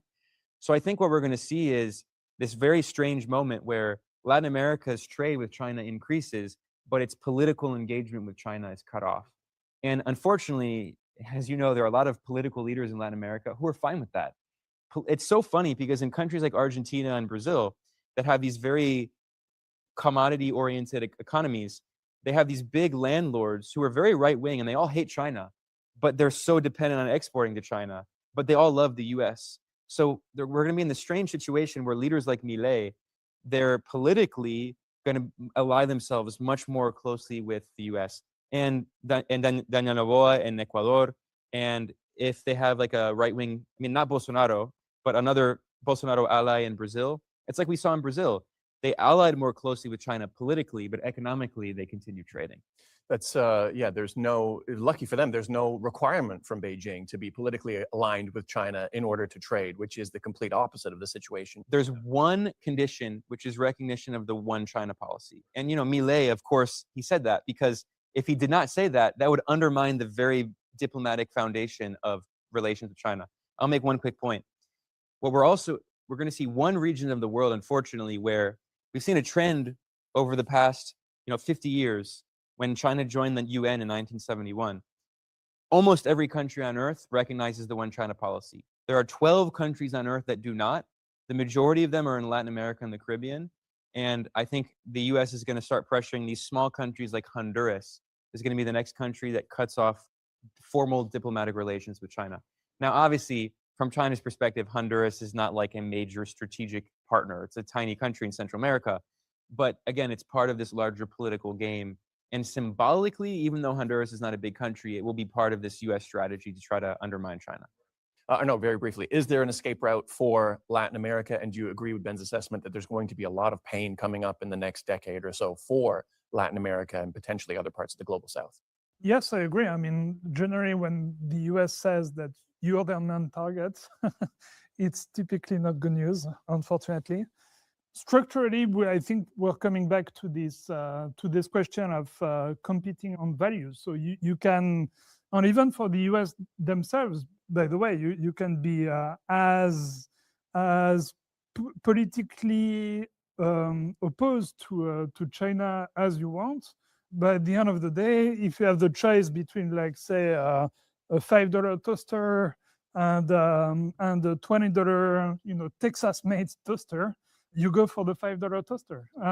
That's just structural. So, there is this famous meme online of a factory in China doing those anti-China hats. Yeah, it's that's the perfect metaphor, right? It is. So yeah, Yeah, exactly. Trump's MAGA hats are still made in China. Yeah, that's right. That's right. Yeah. It's the audience again. Okay, both of you made excellent points, and I agree with both of you on every single thing you said, even the things you disagreed with each other about. To me, the thing that's stuck in my mind is the idea of a second Cold War and how, regardless of people want to see it or want to recognize it or want to fight it, it is here, it is happening. People just have to deal with that.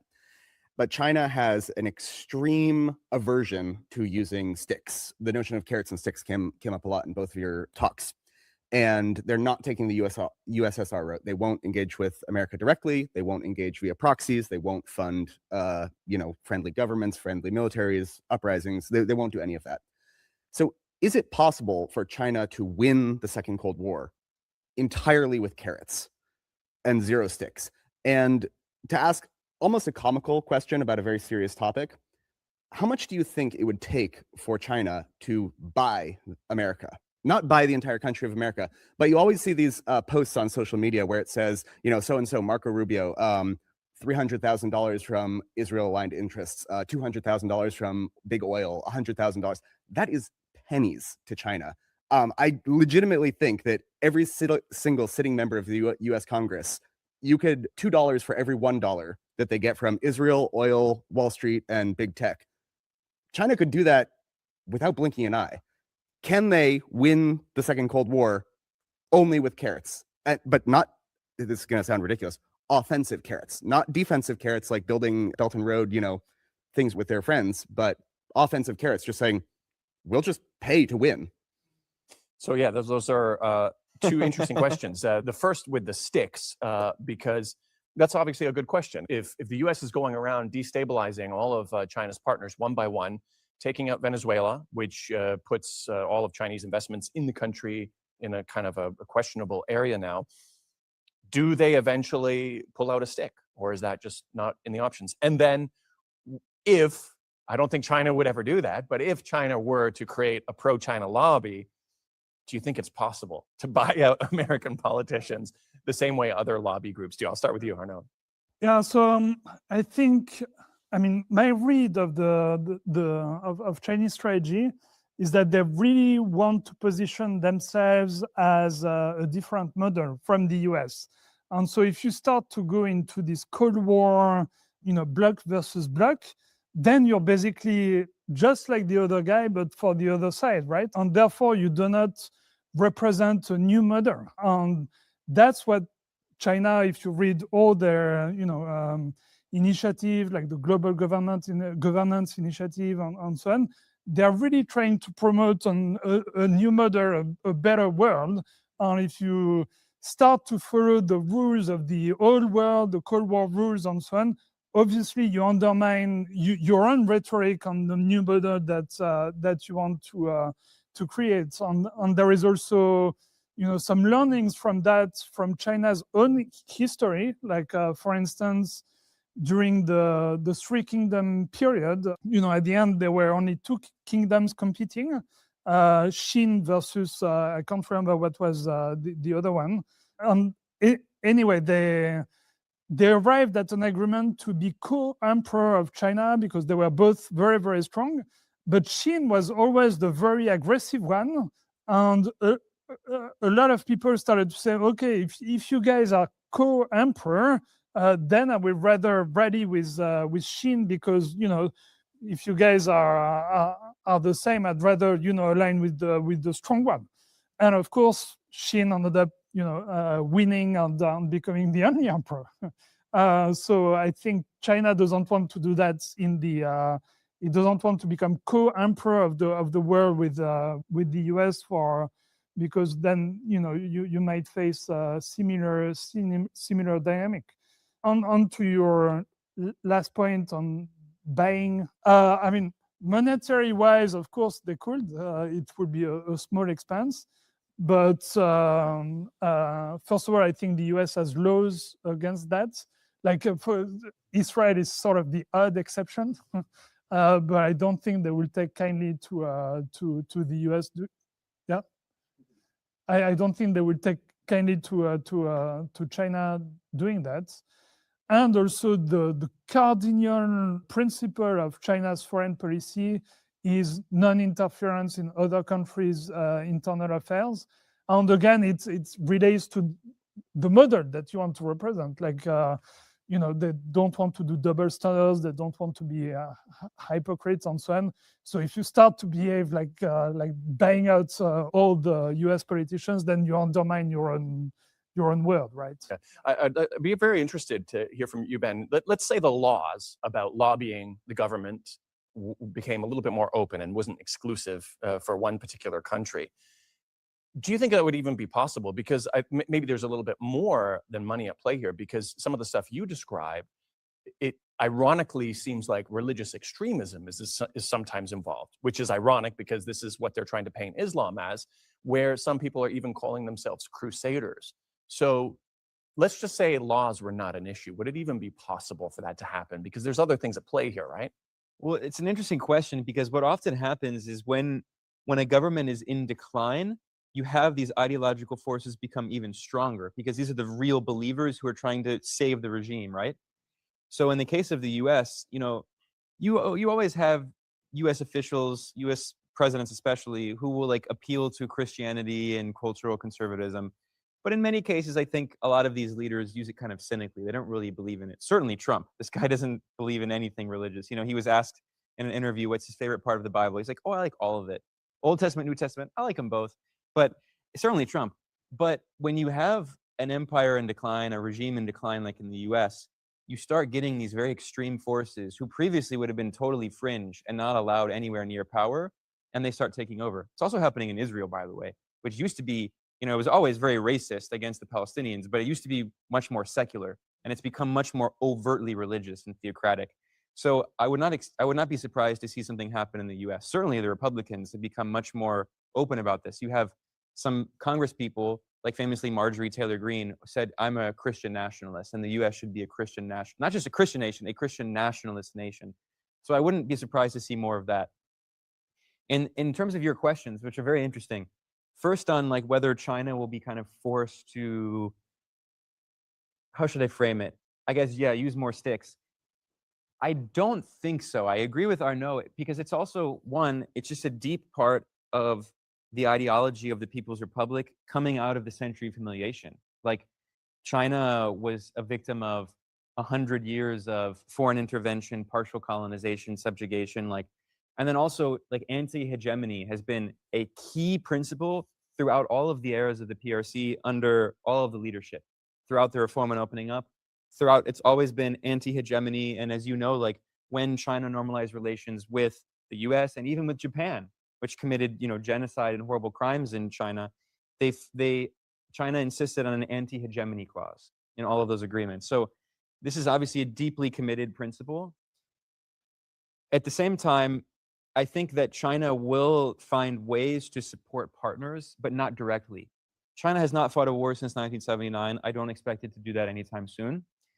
But at the same time, there's been all these people saying, like, why hasn't China supported Iran and Venezuela? Well, how do we know that they haven't been supporting Iran and Venezuela? I'm sure they have been, but China they're not going to send troops. They don't do that. And it's because, again, they also want to provide some kind of alternative model. So, but at the same time, we've seen, like in the case of Iran and these recent, very violent protests, Iran has this new technology like blocking Starlink and stuff. We don't know where it came from, but people have speculated. So, I think that China is providing support for its partners in other ways. Certainly in the case of Venezuela, I know China has provided a lot of support. For instance, when the US put these very aggressive sanctions in violation of international law on Venezuela, China was like, okay, we don't care about US sanctions. We'll buy all of your oil that you were sending to the US. China provided a lot of support for the oil industry because so much of the infrastructure in Venezuela was built with technology from US companies. China it's a major oil producer, even though it's a net importer. So China provided a lot of support for modernizing and repairing the oil infrastructure. For your other question, it's a very interesting question. But even if China wanted, there's no way the US would allow that because, yeah, it's true. Israel provides a lot of, campaign contributions, and also the Gulf monarchies do as well. And if you look at the US has something called FARA, the Foreign Agent Registrations Act. And there are so many politicians who, after they leave office, they become registered foreign lobbyists for Saudi Arabia, Qatar, the UAE, Bahrain. It's very common. So I don't doubt that the US would allow that for allies, but for China, there's no way. And I have no doubt that as geopolitical tensions heat up, there are going to be laws passed to make sure that China cannot do that. But they'll make many exceptions for other countries. Okay. We'll see if we got any other questions, and we can circle back afterwards if you have some follow-ups as well. Thank you. Yeah. I think it's very important not to overlook other factors or other regional powers in our discussion of a multipolar world. For example, Arnaud, you travel from Malaysia. Maybe you can talk about how this power struggle between US and China complicates the regional power like ASEAN countries. Yeah. Great question. Yeah. Yeah, that's a very good question. So I think we actually had a recent example in Malaysia because Trump came to Malaysia and they signed an agreement where, in particular, when it comes to tech, is actually quite unequal because, the agreement says that they need to notify the US first if they want to do any other tech agreement with China, basically, because it's let's not kid ourselves, it's about China. And so many people were commenting that Malaysia was moving on the US side and so on. But then a couple of weeks after, China announced its list of countries that are friends with the friendly countries for the Global Governance Initiative. I think it was 30 countries also, and Malaysia was part of it. And I think this is very representative of the of what ASEAN wants. They don't want to choose. They just want to have good relationships with both sides, and so they will always try to find a way to have to be like that. And there used to be an exception with the Philippines, which obviously had a lot of tensions with China. But even the Philippines are moving to a more balanced relationship with China.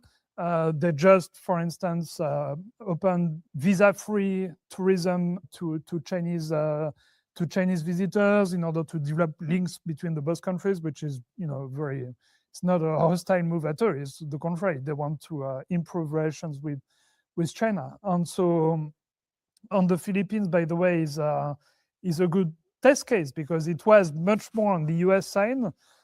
It's one of the poorest countries in Southeast Asia. As I don't know if it's a direct result, but at least it's an interesting coincidence. So it's not economically beneficial when you're a neighbor of China to cut yourself from China, right? That makes sense. So I think most countries not only in ASEAN, but in the world, don't want to have to choose. And those who do choose, like we're seeing with Europe right now, when you put all your eggs in one basket, especially the US basket, then you're actually more victim of potential threats because you're totally dependent on them. So it's not a good strategy. You do want to be balanced so that if there is one pole that goes against you, you always have the possibility to hedge that with other poles. That's the key difference between the multipolar world and the bipolar world. The bipolar world, you had to make a choice. You couldn't. It was difficult to be in one camp or the other. In the multipolar world, you should not make a choice. It's the contrary almost. And Ben, outside of, you can add your own comments as well, but I'm curious, outside of Latin America, to effect this question, or sorry, in Latin America, outside of the countries that are politically aligned with the US, are you seeing a similar kind of thing where these countries don't want to choose, or is the fact that they are a target of the US pushing them where they're actively choosing even China? Like, how's the situation similar or different there?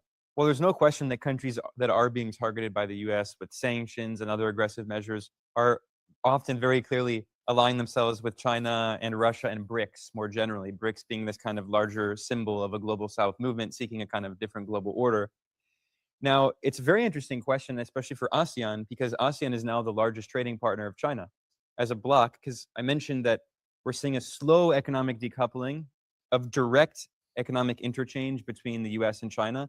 There will still always be indirect trade. So for instance, critics point out that yes, China's exports to the US are falling as a share of overall exports and vice versa, but a lot of that's being rerouted through Southeast Asia, right? Which is good for Southeast Asia because then you can add more value to the production process. It creates jobs locally. So I think ASEAN is playing this very smart role in this larger conflict of trying to maintain good relations with both sides. And within ASEAN, there are countries that lean more pro-US and more pro-China, like the Philippines, more pro-US, and maybe like, for instance, like Cambodia, more pro-China.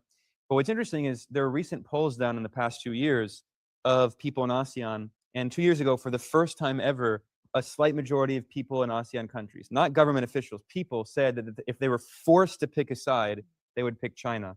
And this is largely because of the horrific crimes in Gaza, sponsored by the US. So you saw in the Muslim majority countries in Southeast Asia, Indonesia especially, you saw a big shift toward China.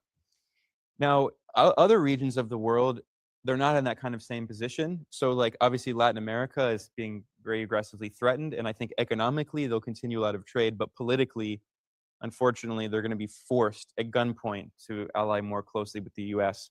Africa is very interesting because if you read the National Security Strategy, it's a 33-page document and half a page is dedicated to Africa, which is crazy because Africa is it's very soon going to be by far the most populous continent. Yeah, well, by the way, it's good news for them probably. Yeah, yeah, exactly. So the fact that the US is not really prioritizing Africa is a good thing. And of course, China and most African countries have very good relations. If you look at public opinion, in almost every single African country, the majority of the population has a positive view of China. So I think this is definitely an area of the world where the US is not going to have success in trying to cut them off from China. And the reason I mentioned, I stressed heavily that it is useful, I think, to say we're in a new Cold War because it's Washington that's driving it. So it's important to keep that framework because, that's what they're saying. China doesn't want it. But at the same time, it can be a bit misleading to emphasize the Cold War element. I won't say his name, but I spoke with a very influential professor of international relations at Tsinghua, and he said that he prefers the term second Cold War as opposed to new Cold War, because if you say new Cold War, it sounds like it's similar to the first. And he emphasized that obviously the Second World War was very different from the First World War. And he emphasized that there are so many differences, and I agree with that. And one major difference, again, is that China, I think, is in a much stronger position than the Soviet Union was, and the US is in a much weaker position now. But another thing that's, I think, misunderstood about the first Cold War is that most of the world did not want to be aligned. That's why they founded the non-aligned movement in 1961. And that part is so often left out, is that the vast majority of the population in Africa, Asia, not so much Latin America, and even some parts of Europe were non-aligned. Yugoslavia was one of the co-founders of the non-aligned movement. Ghana was a co-founder. Egypt was a co-founder. So I think today it's no surprise that most of the world is not aligned. I think one big difference today, which is an advantage also for China, is that back in the first Cold War in the 60s, the countries in the non-aligned movement economically were much less developed. Egypt, Indonesia under Sukarno before the US-backed coup, like Indonesia was one of the co-founders. Look at Indonesia then compared to today. Indonesia has developed very rapidly. It's one of the largest countries by population. So I think this is also a big shift, is that if you look back 60 years ago, those countries were not nearly as influential in the global economy. The fact that these non-aligned countries today are so much more economically developed and so much more populous, they have such bigger populations, I think is another example why this is going to be very different and why the US will not be successful in like bullying these countries to just pick a side. Well, thank you very much. So far, it's really like, doesn't feel it has been gone this many hours, feel like 10 minutes of intense knowledge. My question is, as we were talking about ASEAN and Latin Americans and Africa countries, like they want to be non-aligned, they don't want to choose sides, right? But on Chinese border, we have two. One is a country, one is a province that clearly choose or prefer to choose the American sides. What will their position be as this second Cold War happens, or the coexistence, or the American shifting back to their own territory rather than the for them West Pacific, for us east of our China Sea? So what's your opinion on this, please? I mean, on Taiwan, I think that the medium term, let's say, trend favors some kind of reunification. I mean, you listen to what the KMT is saying these days. It's quite extraordinary. It looks like so far they are in a strong position politically to win. And if I listen to a lot of voices on Taiwan, and most smart people that I listen to say that sooner rather than later, Taiwan is going to have to negotiate some form of deal with China because its relative position is weakening, and the US is bit by bit, is going to withdraw. It's starting to do that. If you look at the language in the latest national security strategy, there is a lot of conditionality on Taiwan. They mention even the possibility of losing conflict with China unless others step up and so on. So you can see that the US are hedging a bit. So Taiwan at some point needs to make a choice. And I guess the other country that you are mentioning is Japan, I imagine. And I think that what we are seeing in Japan, so what the Prime Minister said, is actually a symptom of US withdrawal or strategic retreat. Because when the US is withdrawing, you have the need to step up yourself, and you need to justify it in front of your population with more hawkish rhetoric. It's sort of political 101, which is what we're seeing in Europe as well. Like the US is retreating bit by bit, and so they are very, very hawkish in their rhetoric against Russia, because otherwise people will be like, why are we spending so much on weaponry? So I think it should be taken in that context. Obviously, there is a lot of history with Japan, and so when they sound more and more militaristic, it's pretty scary for the region. But you will note I couldn't identify a single country in Asia that backed what she said. I mean, Taiwan obviously does, but it's not a country. Of course they would, but apart from that, I couldn't see anyone who back them. Even Singapore, they didn't back them, and even the US didn't back them. Right? You had that call between President Xi and Trump, where he asked Trump to call the Japanese Prime Minister to sort of tell her to tone it down, and Trump did. So it's I don't think we should be too worried. Is my point, because there is no one with Japan on this question. Did you want to add to that, Ben? Yeah, I mean, Arnaud made really good points. In terms of the changes we've seen in Taiwan, it's very interesting because obviously, according to international law, Taiwan is part of China. And if you look at polls in Taiwan, you see that the vast majority of people do not want independence. The vast majority of people want the status quo to remain. But the question is, what does that mean? So the polls always say status quo. Almost the vast majority say status quo. The status quo is changing. And I think over time, you'll see much more trade and not just economic interchange, but people-to-people interchange across the Taiwan Strait from the mainland. So over time, it's just inevitable that these forces will bring toward more reunification. And the changes we've seen in the KMT have been absolutely huge. And let's keep in mind that in the past elections, people keep acting like the DPP is so popular. But really what we've seen is that the electorate is really divided in three groups. And they got just enough to win, but they're not popular. Like the DPP has support of around 1/3 of the population. So I think the population of Taiwan province is pretty divided, and most people just want over time, they want more interchange to increase and kind of gradual reunification. In terms of, you talked about Japan pretty well. In terms of other parts of ASEAN, I think it's really interesting to see also how, as the US has been really pushing for more aggressive measures, and we've seen, conflicts in like Cambodia and Thailand and other places, what's interesting is that a kind of continuity throughout this process is that almost none of the countries in ASEAN have taken an anti-China position except the Philippines. I could be wrong, but I'm pretty sure even leaders that lean more pro-US, ASEAN has really made it clear that they do not want to be part of this larger conflict. So this gets back to this whole non-alignment. Japan and South Korea obviously are pretty unique. I think South Korea now, what's interesting is I thought, certainly under Yoon Suk-yeol, we saw a very firm anti-China position. I think South Korea is in a difficult position now where, because it's so close to the US, it's militarily occupied by the US, they can't be seen as too pro-China. But we've seen a lot of kind of more like softer measures recently that show that like South Korea is definitely more interested in improving relations with China. And especially as the US, Trump talks about more kind of strategic withdrawal, that could be good for a place like South Korea, so it can have more non-aligned relations. The danger is Japan filling that. And what is really concerning to me, which you didn't mention, is that we now see more and more people in Japan talking about getting nuclear weapons, which I think is a very big problem in the upcoming decades.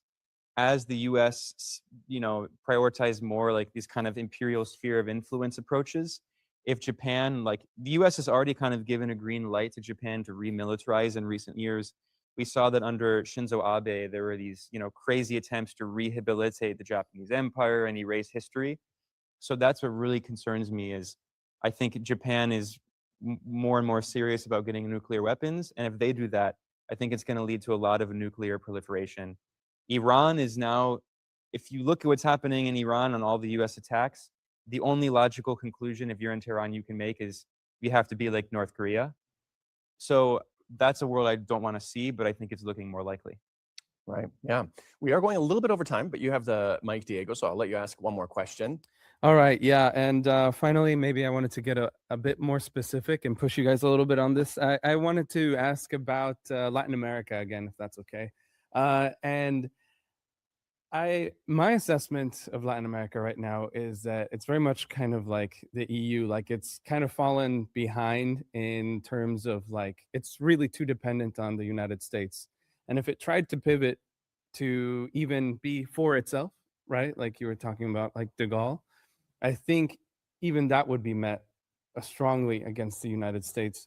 And so I'm wondering what you guys think of that assessment, and if it would be at all possible for Latin America to come together, right? And this is like a long, like centuries long kind of idea, right? Going back to Bolivar and stuff. So would that ever be possible, even if we're looking at decades ahead? Ben, I'll let you take that one. Yeah, I hope that would be the great dream, right? But it's very difficult.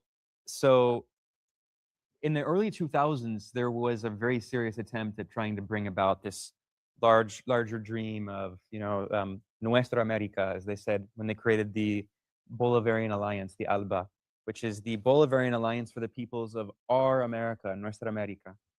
And we saw, let's not forget that this coincided with the pink tide. You had left-wing governments in most of the countries in the region. In Argentina, you had the Kirchners. In Ecuador, you had Correa. In Lula, in Brazil, you had Lula and Dilma. In Chile, you had Bachelet. Mexico was unfortunately the exception. Mexico often goes in the opposite direction. Now you have a left-wing government while the region's going right again. But what's interesting is you had the creation of the ALBA, you had the creation of CELAC, the Community of Latin American and Caribbean States. So the kind of peak of this Bolivarian vision was the early 2000s, and it was met with very brutal force by the US. Many coup attempts, many sanctions, it was a very difficult period. What I will point out is that one of the advantages in that period that helped to encourage this unity is very high commodity prices. And China actually plays a role in this because, unfortunately, as I talked about, Latin American countries, when they deindustrialized in the neoliberal era, they became very dependent on a commodity supercycle. So when global commodity prices are very high, Latin American countries boom. When the commodity supercycle falls into the trough, Latin American economies go into crisis. This is what happened. Oil prices were very high. Other commodities, iron ore, agricultural goods, they were very high, which is good for global South countries and bad for the advanced countries in the core.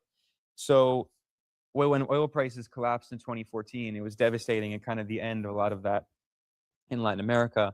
But one of the main reasons for the high commodity prices is China was developing so rapidly in the 2000s. Double-digit GDP growth, just importing everything. Like China, which is building out in 40 years. Let's not forget. At the beginning of the reform and opening up in 1978, 80% of people in China lived in rural areas, and now it's over 60%, like around almost 70% living in urban areas. Massive historic shift. So that kind of commodity boom, Latin America really benefited from that. So now what we're seeing is this kind of counter response where in Latin America, it's kind of a low point of that regional unity. So unfortunately, it's hard to see that. But I think that if we're talking like 50 years from now, if the US is much weaker, definitely, we could see a moment where, Brazil is a major economy. Mexico is a major economy as well. When you measure GDP purchasing power parity, Mexico is in the top 10 largest economies on earth. So there's a lot of potential there, but politically, it's just really difficult. Right. Okay. Well, that was really good. I will end on a final question to ask a little bit of a prediction. I'll ask both of you, where do you hope we will be? Zooming out, where do you hope we will be in 5 years? What will the world look like in 5 years? And where do you think we will actually be if those two are indeed different things? Arnaud, I'll start with you. I started my speech with the sentence, great changes unseen in a century. I actually think we're seeing great changes unseen in 3 centuries, because I think that what we're witnessing is something that started during the Industrial Revolution, where the West started to have a big, a technological advantage versus the rest of the world, and it allowed the West to dominate the world during like 3 centuries. And we're seeing the end of that, a world where finally you have non-Western, civilizations like China being peers again with the West. And I think this is a very deep trend, centuries long. So I think it's very structured. That's not going to change. And one thing that people don't focus on too much, but which I think will be a consequence of this, that we will see more and more, and certainly in 5 years, to your question, is when you are so much more powerful than someone else, you don't need to understand them, because you can just submit them. You can just say, my way or the highway, basically. Like you have just so much more power. But when you are that much more powerful, what you need to do is to understand them, because you need to convince them. You cannot anymore dictate what they need to do. And so if there is, I always like to end on a word of optimism.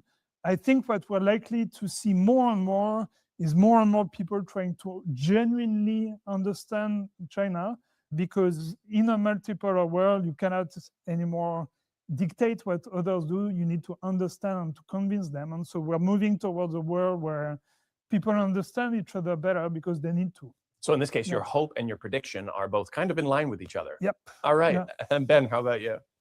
Okay, what do I hope will happen? I hope Arnaud's right. I think, one of the main conclusions I've kind of come to today is we agree on pretty much everything and most things, but I think it's also kind of just a difference in disposition. I don't want to say I'm pessimistic, but I would say I'm realistic. I think most pessimists would say they're realistic. It's not like I want things to be bad, but studying history and looking at the balance of forces, I'm very concerned about the upcoming decades. I hate to end on that dark note. I just think there's going to be a lot of geopolitical conflict and a lot of violence and instability. So I hope you're right about that. But in 5 years, what do I think? I think we're going to see a continuation of the trend we've seen in the past 5 years, which is more fragmentation, more protectionism. I think we're going to see more conflict. And I think we're going to see basically this attempt. Of course, China is opposed to it, but this attempt by the US, because it's so powerful, this attempt by the US to undermine the very foundation of international law, despite all of the problems that exist with that system, like the UN-centered system of international law, I think the US is really going to be waging full frontal war against it, which is going to lead to basically a US attempt to bring back a return to the law of the jungle, which is a very dangerous moment in history. I'm not saying that that's going to happen immediately in the next 5 years, but it's a larger trend we're moving toward. And in that world, I think China plays a very positive role in trying to encourage more diplomacy, peaceful trade, peaceful coexistence. But unfortunately, I just don't really see the conditions for that being guaranteed. Right. Well, I guess time will tell. I think that's a dark note to end on. I'm sorry. Let's do another one in 5 years. Yeah, that's exactly it.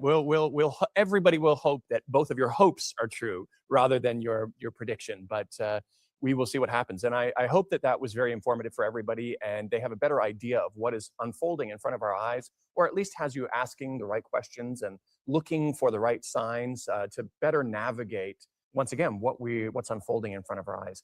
I thank everybody for joining us today, and we will see you next time. Thanks again. Thanks, guys. That's great. Yeah. All right.